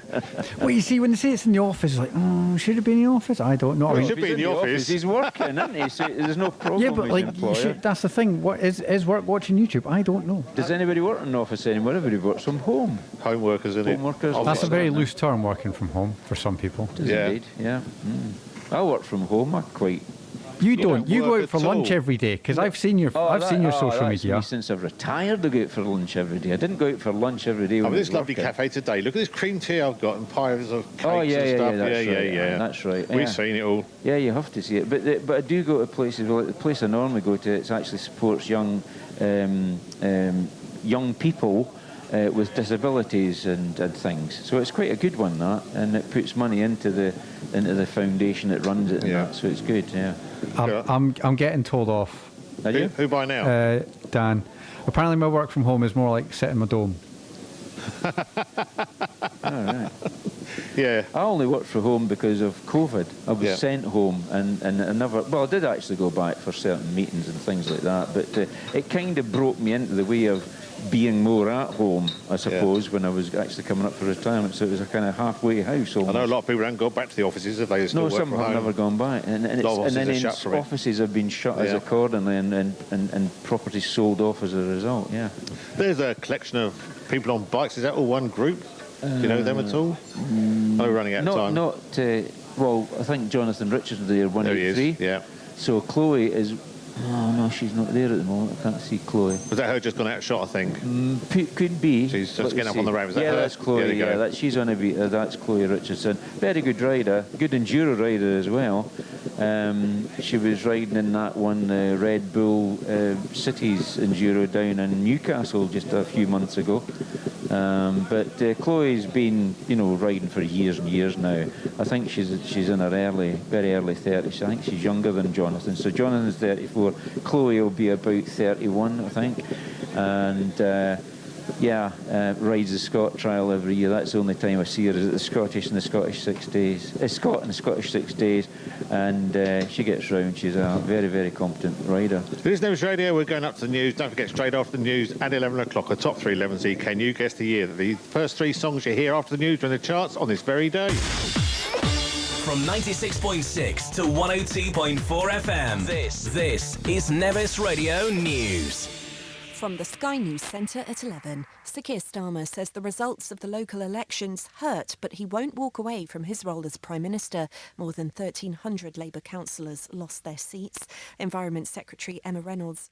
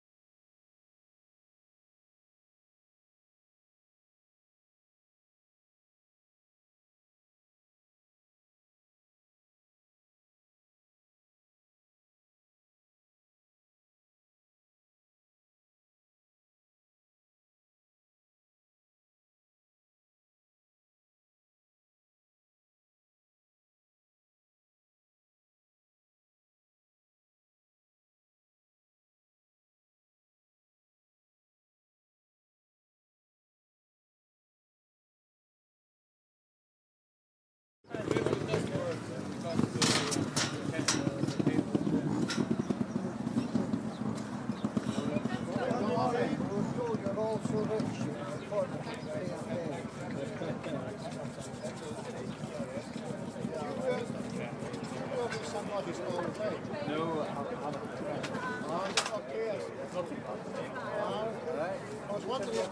saw you get up the chairlift. The sun was quite bright actually. I thought it's quite a nice idea. No, they just didn't right down a bit, but it's not too bad today. But on Wednesday, Thursday, it was Yesterday was hard, it was a long day. Mind you, looking at some of the things, maybe it does.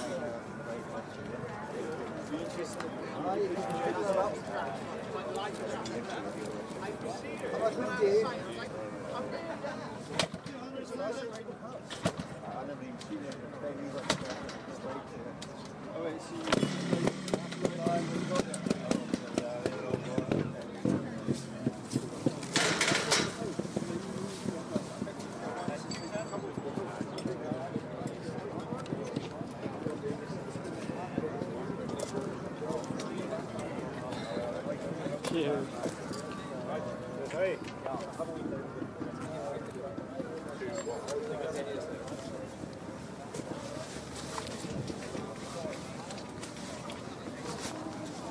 A bit of it.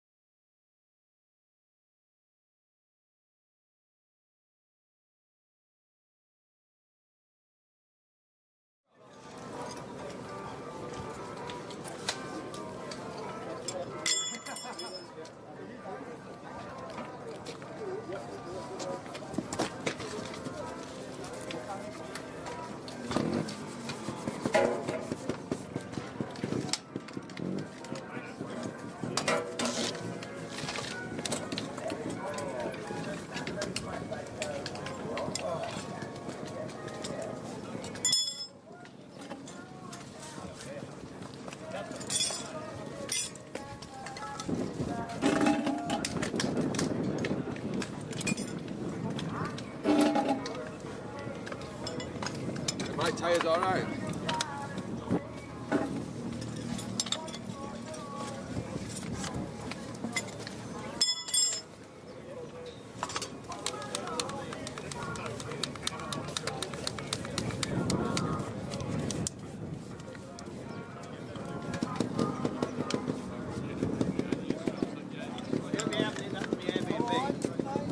Hey?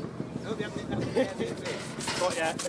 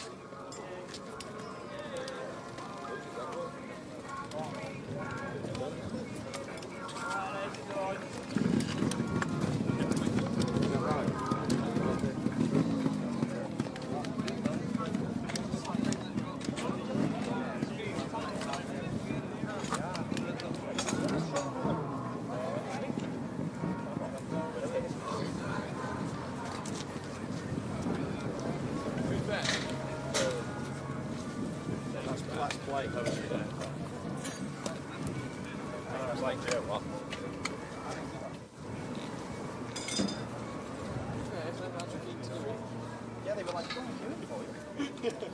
One of them goes, "Look at the heat gun." The other one goes, "Oh." Well, good. How are you? Yeah, you? Yeah, not bad. Yeah, they're good. And they were alright yesterday? Yeah, fantastic that you were alright.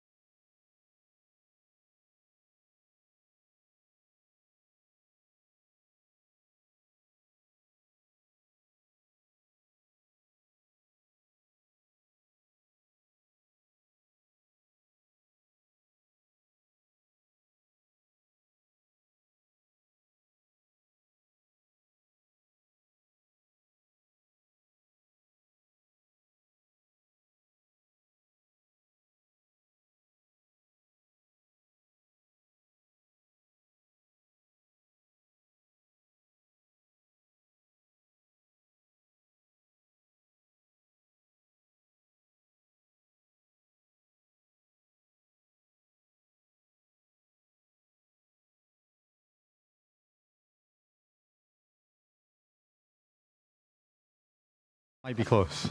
Right, I think that covers it. The only one I haven't got is David. David was going to give me an answer, he's walked away, so I don't know where he's gone. Right, at number 3, we had Dave and Ansel Collins and Double Barrel. At number 2 is a triple side. It was Brown Sugar, Let It Rock, and the song I'm not going to mention in the middle because it's a rude word, by the Rolling Stones. And at number 1, it was Dawn with Tony Alondo. Do you remember him? He was the lead singer there. Not 3 times. Not 3 times, yeah. Ah. Oof.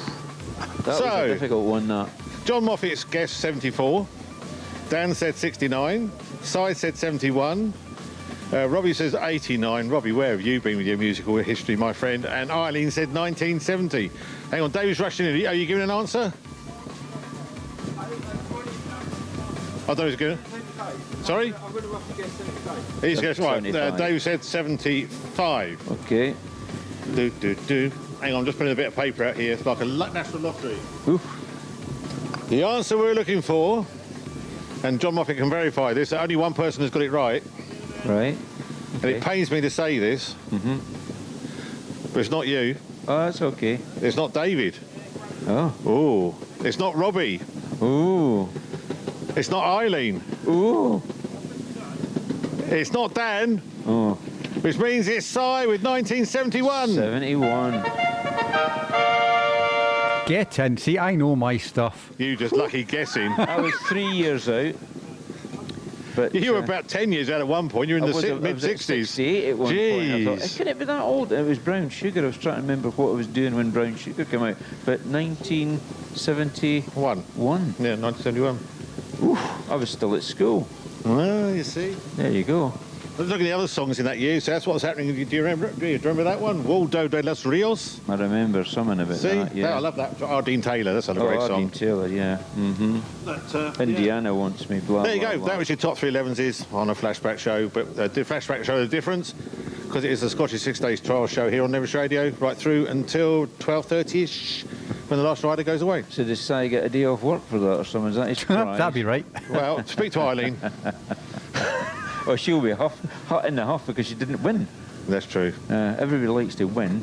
Eileen never in a huff. It's out the Coast Guard helicopter coming back. It went out earlier. It did, actually. I think it's on its way back. Yeah, it's coming up. It's up in the clouds somewhere. There's a helicopter buzzing around. West. No, not But west. we are back. Jack's been down looking at the yachts. Thank you very much, Jack. That was nice coverage. Enjoyed that very much so. Yachts are we fun. can't see it, Dave. No points pointing. It doesn't work on radio. Beautiful day. Plus the fact we're in a gazebo and we can't see a thing because it's a black gazebo up top. It's just Can you hear that? There he goes. Robbie got it. Robbie got a shot. That's going right over, I think. That's low. It is low. That is. Where is it? Straight up above us. Yeah, I can't see it. Jeez. It's coming out here in a minute. Oh, that's the bike started up. Oh, there it goes. There he goes. It looks as though it's heading for Inverness. Oh dear, my goodness. See? Up the loft. Well done, Robbie. Good coverage. Yeah, liking it. Woo. Oh. Hurts your neck, that. I've gone very giddy. I've gone light-headed. I've gone a bit dizzy there, looking up. Hurt my neck. Right, there we go. Back to normality. Back to the 6 days trial. Yeah, and 11, just a few riders left. How many do you reckon are out there? Can we have a rough count up, lads? You know, could you give it a guesstimate? Hang on. How many? 40 odd left. Yeah, that'll be about right. Take us up to about midday or just. Yeah, just after midday. About an hour's time, I reckon. Yeah. So yeah, last day of the Scottish 6 Days Trial 2026. Good weather this week. Can't really complain. Couple of heavy showers, and a wee bit cold in the morning. But apart from that, everybody's happy with it. Last year was a stonking year with weather. It was really sunny all week.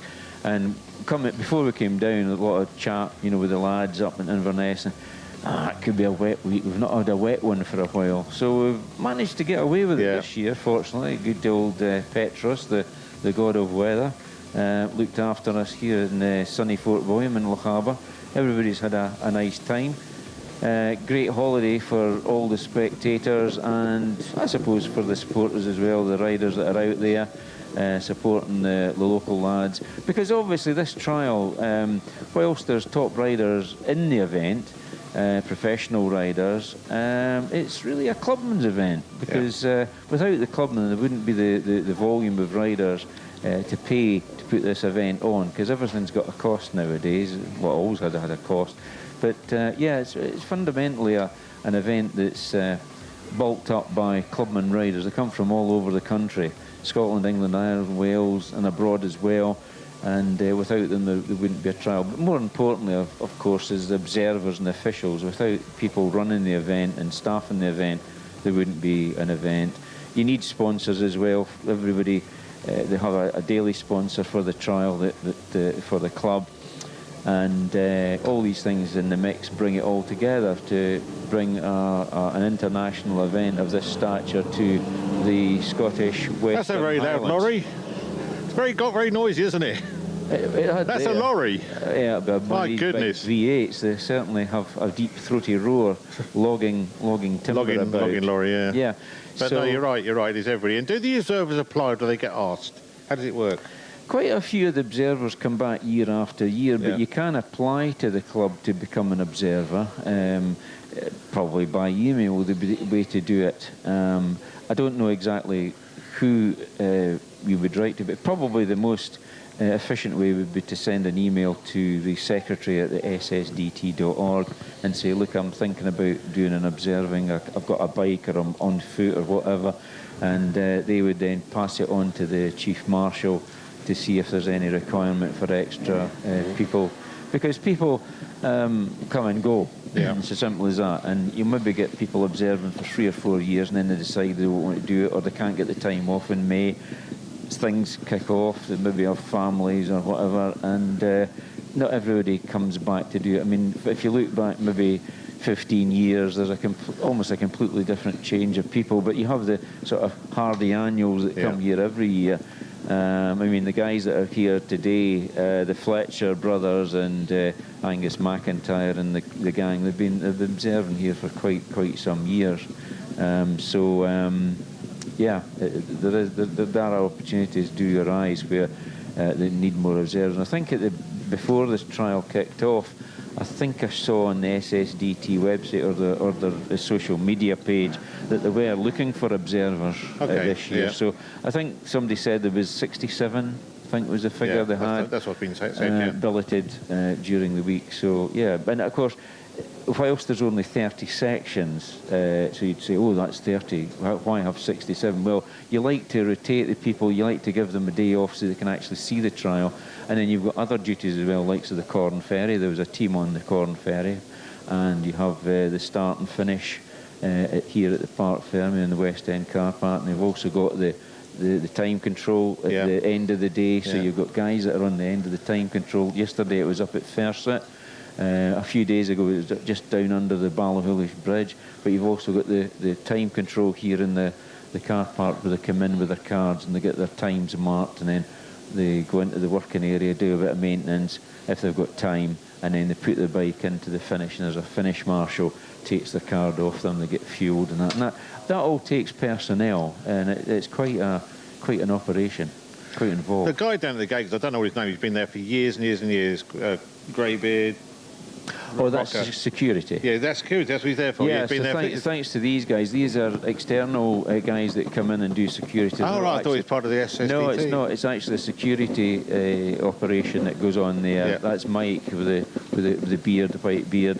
That's a rocker biker look, isn't it? Yeah, absolutely right. I've known him for quite some years now. He's been here quite a few times. So's the guy in the morning. So they check the passes to make sure if somebody needs into the Parc Ferme, like the observers in the morning very early, they've all got their passes round their neck, and Mike checks them in, because obviously you've got a whole lot of bikes here parked overnight. That's got to be, there's night watchmen look after them. I know we try to estimate the value of the bikes. What's the average price of a new bike? 7,000. We're talking about 8,000. Call it 7,500 by 280. It'll be calculated on the side, how many £1 million is sitting around. There's quite a lot there. And I know that they're in an area where it's gated, so that you can't just sort of walk in round about them. In fact, they're very strict on it, because when we brought Eric Faulkner in with the 2 guys that were assisting him, so that was 4 people were sort of walking in, and of course I forgot. I just sort of walked in because I got a pass, proper pass. Blase. And walked in, and of course they're going, whoa, you can't walk in there. I said, oh no, sorry. I said, they're guests of Nevis Radio, we're just taking them in. So we tend to usher people in and out. Yeah, we don't we're in an enclosed area, we're in the come in and see us at Nevis Radio, but we'll come and collect you. Yeah. And then that way, the start marshals know that it's somebody that's allowed in here, because this is a restricted area. You can't just sort of wander in as you like. So not even the riders are called in at the gate every morning. They just can't sort of breeze in. We take it for granted in a way, we've done it so many years. Yeah, well, we're part of the sort of media inside the Parc Ferme, because we need to be here so that we can do the interviews with the riders and we can see what they're doing and getting up to here. So that is good.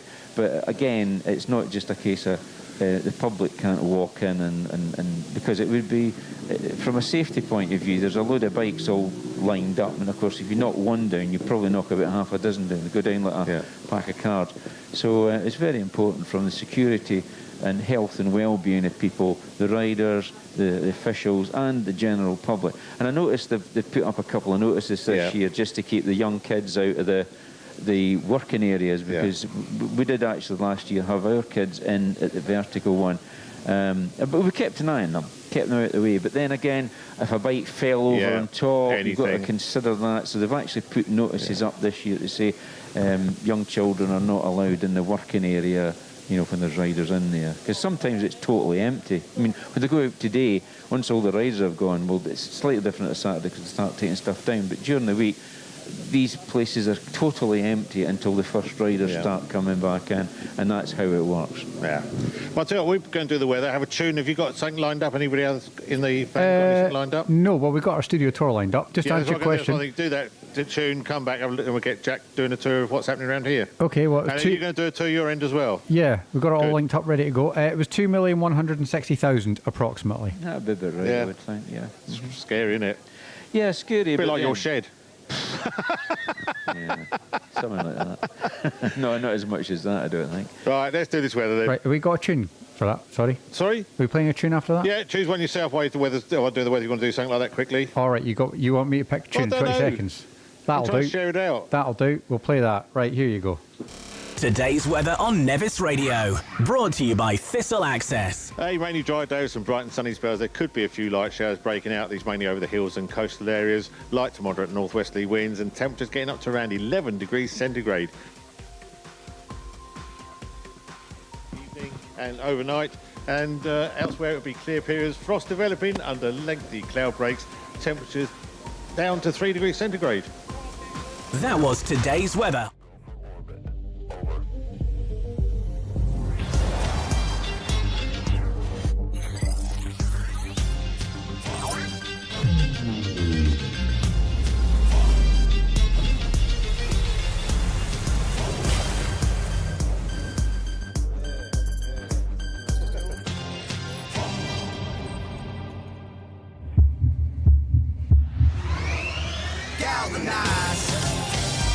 Every day, Michelin innovates to move the world forward on the road and far beyond. Michelin, motion for life. What is Nevis Radio? This is Nevis Radio. It's your local station, your local voice, and your local music. Your local travel updates and shipping, your education and media, your local weather, your event promoter, your local news, your recording and podcasting space, your connection into what's happening in and around your area, your local information hub, your sound across the West Coast. Your community station. This is Nevis Radio.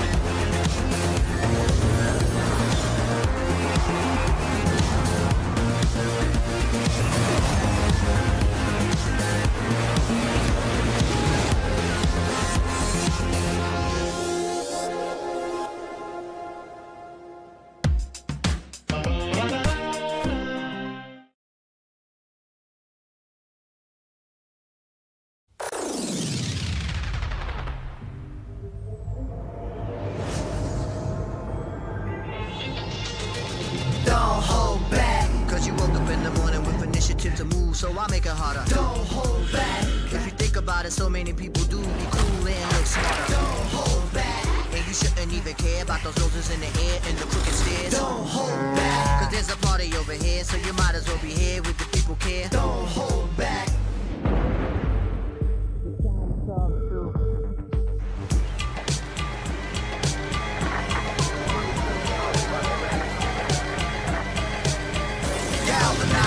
Trajectory and balance look good. You confirmed to go for orbit. Over.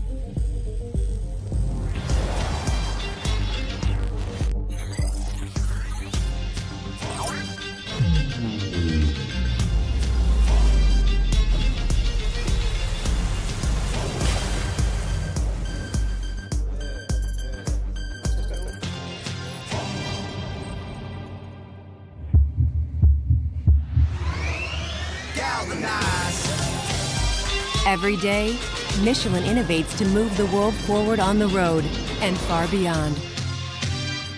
Michelin, motion for life. What is Nevis Radio? This is Nevis Radio. It's your local station, your local voice, and your local music.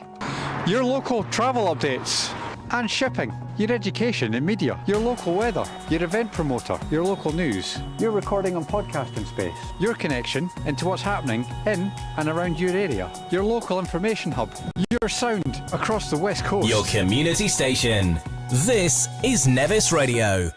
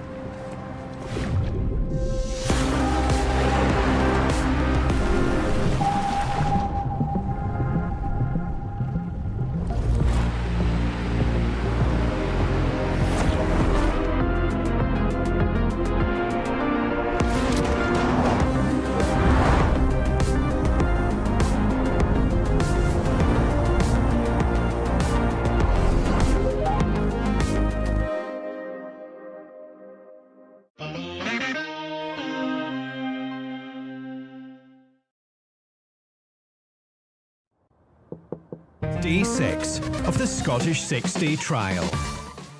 So this is a bit nerve-wracking, right? So John's just pointed at me, and I'm like, okay, we'll rock with it. So we're down here at the studio, so we'll give you a tour to see all the studio and everything.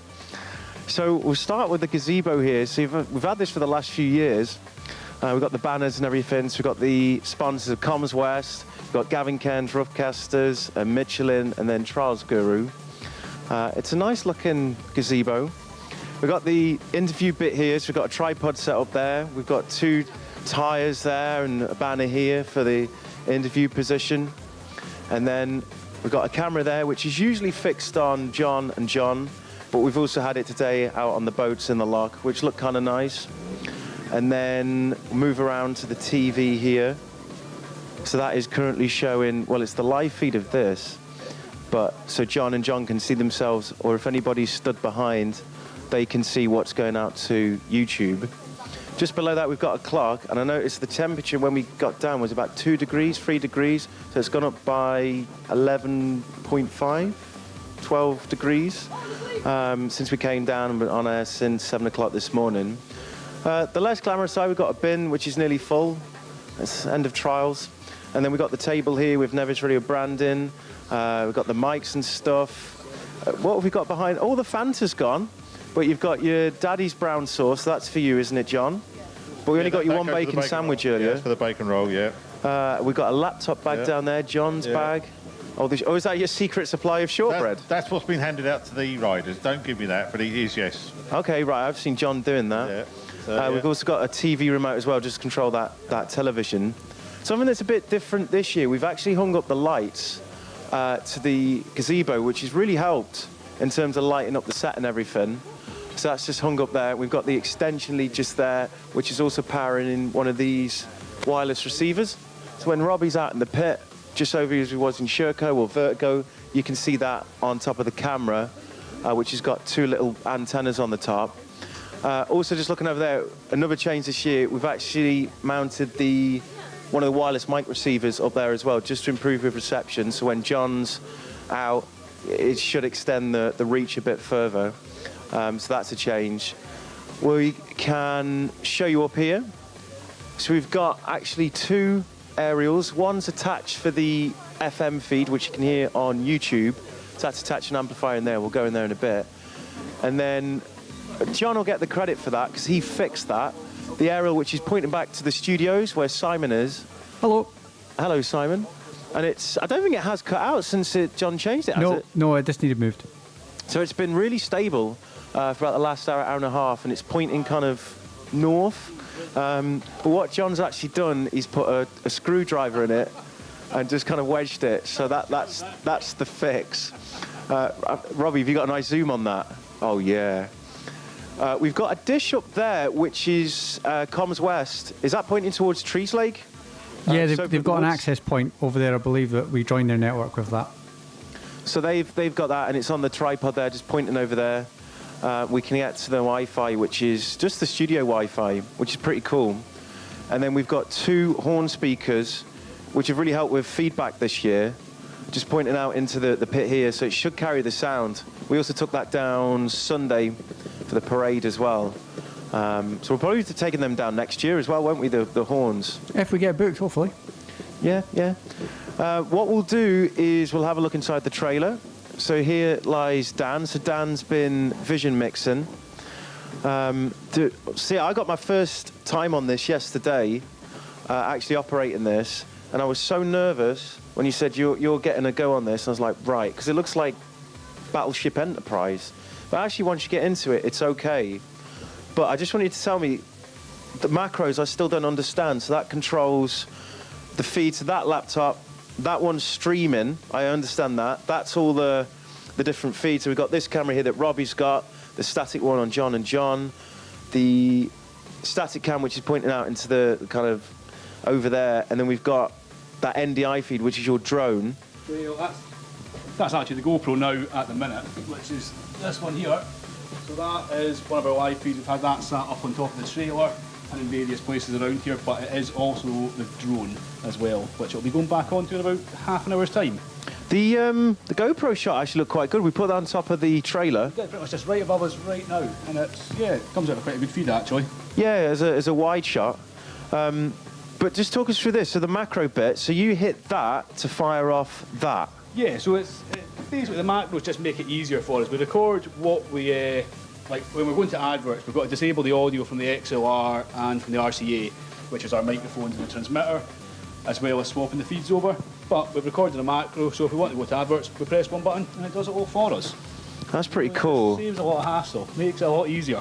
I think you and Simon must have spent an absolute age reading Facebook forums setting up that. The Black Magic Facebook group, Simon, as you know, they're really friendly people. They're a friendly bunch. Dan would have spent time. Si wouldn't. Dan would spend time trying to get it right. I'm not going to say anything. Just to show you here as well, so we've got a preview feed. So the preview is currently showing Mr. John Weller, and then we've got this, which is the on-air button, and then we've got a nice lever as well. The lever's the best part of that desk, even if it just did nothing. If we were to slide this now, oh, hang on a minute, better put that on the mix one. If we slide that now, oh, look at that, it's John. Look at that, tea, coffee, milk. Back to us in the trailer, we can control any of that, any of our feeds. So there's our static cam, which is positioned just behind John out there. I don't think you can see it from here, but we'll go back into the trailer. It's actually quite a simple setup, but we don't actually know what we're doing to an extent. We know what we're doing, but we're kind of figuring out as we go. Which is always the way, isn't it? And we've got this as well, this mini 8M, which I've always seen it with this, coming down to trials last year, but this is what you used to use. Yeah, so that's this was our original setup. Instead of that, the 4K8 there, we had that 8M Mini. But we still use the 8M Mini for various feeds. We have it for our adverts and our videos, and we do use it at other events. But the 4K8, that big disc, that's really the star of the show. That's actually what the BBC and STV and everyone uses. That is proper production quality. The desk is nice. To show you as well, we've got a few bits here. So this is a receiver. So this is what I'm currently listening to. Robbie's got one, David's got one. So we can listen to what Dan's saying to us here in this production gallery through this mixer. We've also got a patch off this amplifier here. So this is doing quite a few things. So it's receiving Nevis. It's also feeding it to the horn speakers, and it's feeding it to this desk as well, and to the YouTube feed. So it's doing quite a lot, that is. We've got the Rode desk here. These are really good. So all the mics, the wireless mics come into this. We've got one receiver here and the one in the gazebo just there. So that does quite a lot, the Rode. We use that at a lot of events. This is the transmitter for the in-ear monitors. They've been a really helpful use. And we've also got, I probably can't see it actually, but these tick lights this year, which is currently showing red on this one. But I think Robbie's just going out to show you the other camera. So these are new for this year. So Simon and I guess yourself, Dan, you've done all the coding on this to get these working? Yeah, Simon can take the credit for that. I'll right. let him have that. That wasn't me, actually. He found them and programmed them up, and they've been a total lifesaver this year. Yeah, because I remember being down here last year and you were saying, oh, camera's on you, Robbie. Whereas this year, we've kind of known just by the colour of the lights. It's really easy. You can just swap over and you can see when it's live. In fact, I don't know, could you stand in front of that one if I don't quite know how to show a live one, actually? Oh, yeah. It's a bit of a catch-22, isn't it? Yeah, because we'll swap it over it. But I tell you what, if you stand in front of the TV, Robbie, I'll... See, we're thinking on the spot here. Can you tell? If we change that to that, hold on. See, this is the bit that I don't know about this Vision desk that Dan and Simon do, about changing all these different feeds. There's so much buttons on it. What's this one? This one says auxiliary outputs at the moment. Nah, not quite. Never mind. We'll leave that for now then. Yeah. But yeah, we've also got other kit in here as well, which will be going back to the studio today. We've got a backup generator just there. We've got loads of boxes for the HDMI cables, the cameras, jackets, laptop bags, that sort of thing. Also, just show you down here, it's kind of hidden away behind this backup aerial, is the transmitter for the feedback to the studio in the white cabin there. So that is what sends the feedback to Simon in the studio and to the rest of the world. What we'll do is we'll come out the... It's warm in here, by the way. No wonder you got shorts on. We're out here freezing. Well, to be fair, it was like a fridge this morning, you know, food with the bad and all that. So we'll just come out the trailers. We've got David and then Jacob, and we'll come out the back here. So what we've got is the horn speakers. So that's just firing the sound into Parc Ferme. I'll come back a bit because we're getting feedback. We've also got a generator as well, which is powering everything. So Simon starts that up in the morning just before we get going and turn the Vision feeds on. And I've just remembered as well, another new thing this year, which if you're getting hum, for whatever reason, this is quite niche now, isn't it? But this fixed the hum, when was it, Wednesday? Yeah, it's as simple as that. We had a lot of trouble on Tuesday, Wednesday with that buzz and the hum. It was literally as simple as putting an earth strap into the trailer and taking it to an anchor point, which we've done down there. And that seems to have fixed it. A 50p fix, literally, if that. And you wired that up? Yeah. One part you missed, Jack. One of the computers we've got in there does all your graphics. So your on-screen graphics for your scores. You'll notice we had bits cropped in from SSDT footage and other feeds as well. So we've got a machine that does that, and that does all the titles as well. That all needs to be fed in and overlaid on top of the videos. I just think for setting all this up, it must have taken an absolute age. Years of figuring out. But I think if whoever's on the desk now presses a button, you can cross over and we can do this in. We're going back to the studio now is the plan, I think. All of the audio you hear is all mixed 2 miles away from where all of that's based. There he is. So hopefully by the world of technology, we're now looking at our playout system. You are. And you can see here, this is what I'm working from 2 miles away. So basically all the colours mean different things for all our music, all of the adverts and jingles and all these kind of things. And I can't quite reach over there and with the mic, but there's a wee red clock up there which everything needs to work to make sure everybody sticks to time. We've got this one down here, which is actually linked through to Teams if we have remote interviews, but also I send all the data that you'll see for like the leaderboards and other graphics down to Dan. I do that from here. And obviously we've got desk as well to control all of the audio. And then over here, I keep an eye on the video feed just to make sure life is going well. It's working properly, along with dealing with the chat box on the side, so we can chat backwards and forwards. I do all of the graphics there, and they say send it on down. But I also keep an eye on our social media as well, along with the SSDT social media, as we have been cropping some of their videos in with their permission to give you live sections as and when we can. So keep an eye on that just to inform Dan when it's live. And obviously we feed backwards and forwards information to know when we're live, when we've got adverts, when we've got features coming up, when we've got timings coming up. And all together, it creates what you see and hear here live in Fort William. So live TV and radio all at once. Well, I always think, I've not come across another station doing this in the UK. I don't know of any other that's doing this kind of big production. There's a reason for that. They're not stupid. I used to have dark hair. Yeah, there's definitely a reason for it. Come and sit down, Jack. Come on. There, that's nice here, isn't it? Yeah, it's nice, yeah. Yeah, we like it this side too. But no, it's brilliant what we do. It's taken years and years and years of development and obviously the funding, which is all thanks down to our sponsors. Without them, and we keep on about them, and the adverts which play throughout the shows, this wouldn't happen. It's when you look back as well to, I think the first one on YouTube is 2017. Yeah, something and you like that. see how much it's moved on, even from, I watched one the other night, which is 2022. And even since then, it's moved on quite a lot in terms of the graphics, the way the studio looks, kind of the whole presentation, really. Don't get too close. He's had a late night. Oh, yeah, I was doing a gig last night and then went to bed about 2 a.m. Yeah. There you go. There's John Moffat with his granddaughter behind and grandson, little Stevie. There you go. They're going to wave behind. See, they're on there now. Look at that. Hey, is that Baby Shark? We're going to do the Baby Shark now, John. I don't know. Who knows? Hey. There's trouble. But it's great to be able to do this. It's great to bring as much detail as we can and try and get in as close as we can with the riders. And it's, yeah, it has developed quite a lot, sign it. Ever so slightly. Ever so slightly. Was that the first time you did the other day as well with Dan, where he was following? So we had Robbie see the rider off, and then Dan follow on the drone, yeah. Yeah, well, last year we kind of dabbled around because we were trying to work out how to patch Dan's drone in, who is obviously a licensed and insured and all this, all the paperwork you need to fly a drone and do it properly. But it's trying to work out how to get it. As we mentioned earlier in the week, we can record stuff, that's not a problem, but doing it live is a whole different ballgame. So there's a funky little box in that trailer that you've probably had on the video that Dan mentioned, this NDI box. We've had to do some Googling on how that works. And that should now give us it in real time, which is what you've seen throughout this week when we've used that, and things like GoPros and things. It just gives us the ability to have a few more angles and having expensive cameras on every single plug, which is not the easiest thing to do in the first place. I was thinking as well, when do you start thinking about next year? I've already started.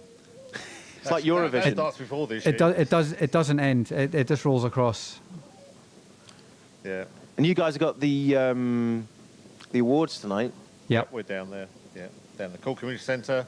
I think the door is open at 6:30. Did you say? Something like that. And I think the awards probably starts about 8. Right. Okay. I would imagine something like that. So hopefully, you want to come down.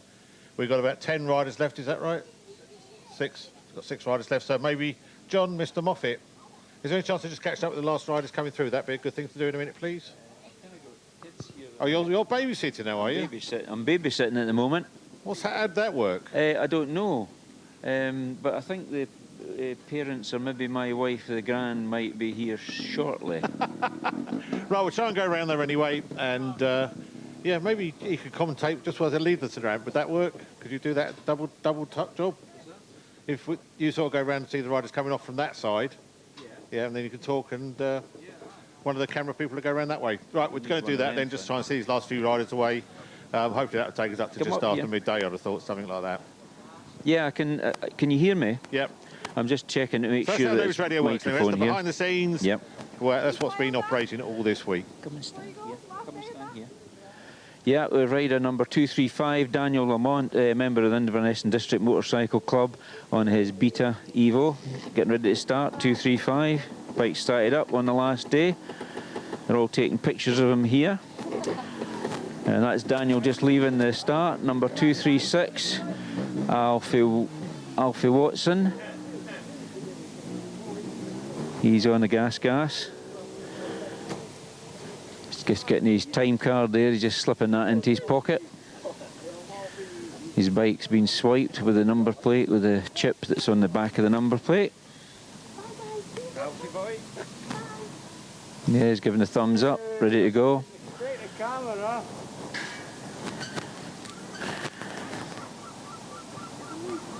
He's just waiting on his time coming up. Kicks the bike over, there it goes, it's started up. Well done, Alfie Watson away. Number 237, Jack Varty, we interviewed him earlier this week. He's riding around with Alfie Watson, member of the Loch Lomond Motorcycling Club in the southwest of Scotland. Getting his picture taken for the last time this week. And the sun's really helped us out this week with good weather.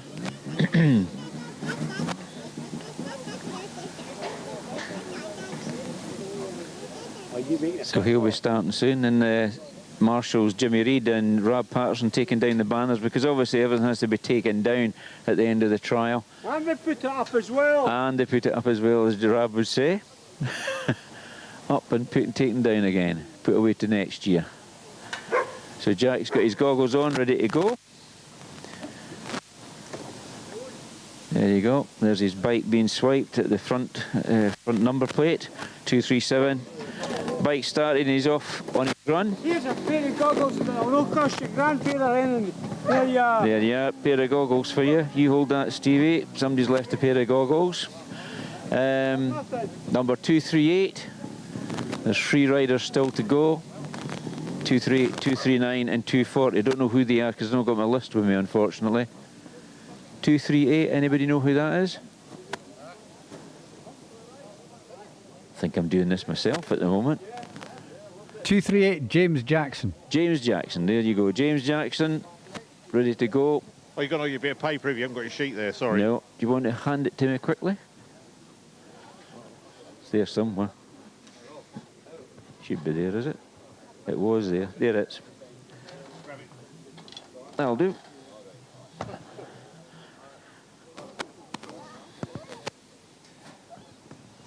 We're there. We're getting there. Yeah, 238. James Jackson, edge off-road on the Beta.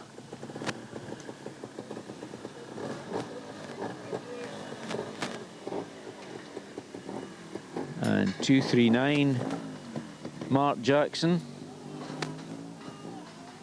He's ridden this trial quite a few times before. Back in the 90s, back in the 80s and 90s actually. Mark Jackson also with Edge Off-Road and on the Beta. He's the second last rider to leave the Parc Ferme this morning at the 2026 Scottish 6 Days. If you've been listening this week, I hope you've enjoyed it. We certainly have. We've had some fun. Got a lot of information out, and the weather's been particularly kind to us this week. Can't complain. There's 239. Mark Jackson starts his Beta, and he's away on the Beta, the new model Beta Synchro. And the last rider to come up is Mark Blenkinsop from Scarborough on a gas. And he'll be the last rider to leave the Parc Ferme to go out in today's run at the Scottish 6 Days trial. I've got my grandchildren with me, so if you wonder what the strange noise is, that's our Stevie. He's managed to get a pair of goggles for himself there. Bargain. So just coming up to the minute. So Mark will be out on the road. Any second now, away to Upper and Lower Fast Ferme, then over towards Speen Bridge, and then down onto the lower slopes of Ben Nevis to do Achentee, Ben Nevis, Glen Nevis, and then the final section today at Town Hall Bray, where there's one section in the centre of the town at Cameron Square, just up the side of the cinema. So if you know where that is, that's where to make for this afternoon. 240, Mark Blenkinsop, bike starts. Ladies and gentlemen, that is the last rider to leave this morning, or this, it's still this morning, at the Scottish 6 Days trial. There he's going. Follow him out on the drone. In here. Come on, come with me. Stopping. Yeah. That's it, folks. Come in. Oh, there he is.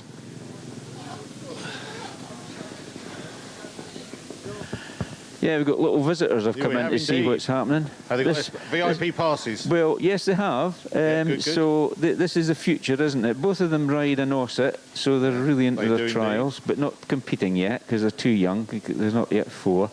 So I'm looking after the kids this morning as well. Multitasking. You are indeed. Yeah. You'll just come and sit down for the last bit. Can you do that, do you think? Would Yeah, that be okay I with think that? so. Come on, kids, over here. So, yeah, it's been a great week. The weather's been Look at that absolutely footage. stunning. Look on the TV. Yeah, look at that. There's the riders. Come and see the TV. Look at the TV. There's the riders going along the bypass here at Fort William. That's been done with a drone. I think Daniel's been doing that all week. And it's worked really well this week. We've got some really good shots from up above of the Scottish 6 Days trial here in Fort William. And that's the rider, I think that's the last rider actually riding along the street there. So that's brilliant. Making his way up to Upper Fast Ferme. And He's panicking. you've seen It's out that way. But if Dan brings it right round, loops round us and comes back towards us, you'll be able to see us from that way as well. So we've had a lot of technology. We've had the drone, we've had the television cameras in here doing this all week, and it's been on YouTube, and you can see it later today once it's all uploaded onto YouTube, and also the sound mix with the sound only. So that's good. A lot of things going on this year. The bar has been risen. I think we've managed it. There've been a couple of technical issues, and I'm hopeful next year that it'll all be ironed out. But we're really looking to try and get something that we can mount the antenna on next year. We've been talking about that this morning. Absolutely. Yeah, we did have another idea lined up, but I think other things got in the way this year. But maybe next year we'll unveil something a bit fresh and a bit new. It's been pretty good. Thanks to our sponsors one last time. Michelin Tides, huge sponsor now for many, many years. Yeah, Gavin Cairns, rough casting up in Inverness. Thanks, Gavin, for your help this week. Thistle Access, Robert and all the gang there, absolutely fantastic. Thanks for their help with that. Comms West, who allow us to put the signal out. So thank you very much to all at Comms West. Tros Guru, of course, thanks to you. It's been a pleasure. Amazing. Nest Highland Catering, thanks for keeping us fed and watered. Cyber to settle the bill. He's not going to do a runner, don't worry. Pit Stop Tyres for the use of these tyres, actually been a good backdrop and very handy to have. And Patterson's Bakery, Nevis Bakery, thank you very much for the boys and girls there as well. For us not just us fed and water, but you've been giving out the biscuits quite freely today. Yeah, we've got rid of them, and it's all done. As well. No, there are a few left. That'll probably go up to the station, I think. That'll keep everybody going. Station, we've got to pack up yet. Yeah, oh well. So thank you very much to Nevis Radio for inviting me down here to give a little bit of technical backup for the trial itself and how things work and everything. So thank you very much for having me as a guest presenter, and I hope to maybe see you maybe later in the year, maybe come down and see you again and do a show for the drive time show. You certainly will do. Always welcome, John. Thank you. And lastly, a big thank you to you guys down there. As mentioned all week, it is voluntary what we do, apart from myself and now Jack. So without people sort of giving up their time to do this, we can't, is a short answer. Yeah, no, it's a big team. I know we say that. And it's a team which works very closely and trusts each other to do what they need to do. And that's quite rare these days in some of these voluntary organisations, but Nevis Radio's got it pretty well sussed, I've got to be honest. Yeah, no, it's a good feeling. It's a good feeling to do it. And I say you've got some lovely shots of Fort William and the A82 heading into the town. You can see the West End roundabout there and whole of Parc, Ferme. And yeah, we're there. Isn't it beautiful? Huh? Isn't it beautiful? It is a stunning place. You can see why people like to live here. That's right. When it's sunny. When it's sunny on days like today. So the team, one more name check, because I've been John Weller with John Moffat. It's been a pleasure to sort of keep you entertained and informed with all the knowledge and do the front of the house, if that makes sense. Yeah, thank you. And we've had Dan doing the main technical stuff with Jack now in the trailer, Robbie camera, David camera, Jacob camera, and so obviously you at the studio. That's the team for the whole week, which has been fantastic. Of course, a lot of other stuff happening behind the scenes, but that is what brings this broadcast to you each and every day for the 6 Days Trial in 2026. We'll be doing it all again in 2027. Yeah, hopefully. We'll be back for the next edition of the Scottish 6 Days Trial 2027. And we're going to play out with one of our sort of traditional tunes, Kim Edgar. Oh yeah, Kim Edgar, daughter of Derek Edgar, who rode up here and was brother of Norman Edgar, the Clerk of the Course, who was a 3-time Scottish Trials champion himself. Wherever you're listening, thanks for joining us. Enjoy the rest of your holiday. We're up here in Fort William, and we'll be back, as I say, next year. We will, but me and you will be at the prize giving tonight. Yeah, don't mention it. Right, what are we doing? Have a good one, and hopefully you enjoyed our footage. Catch you next year.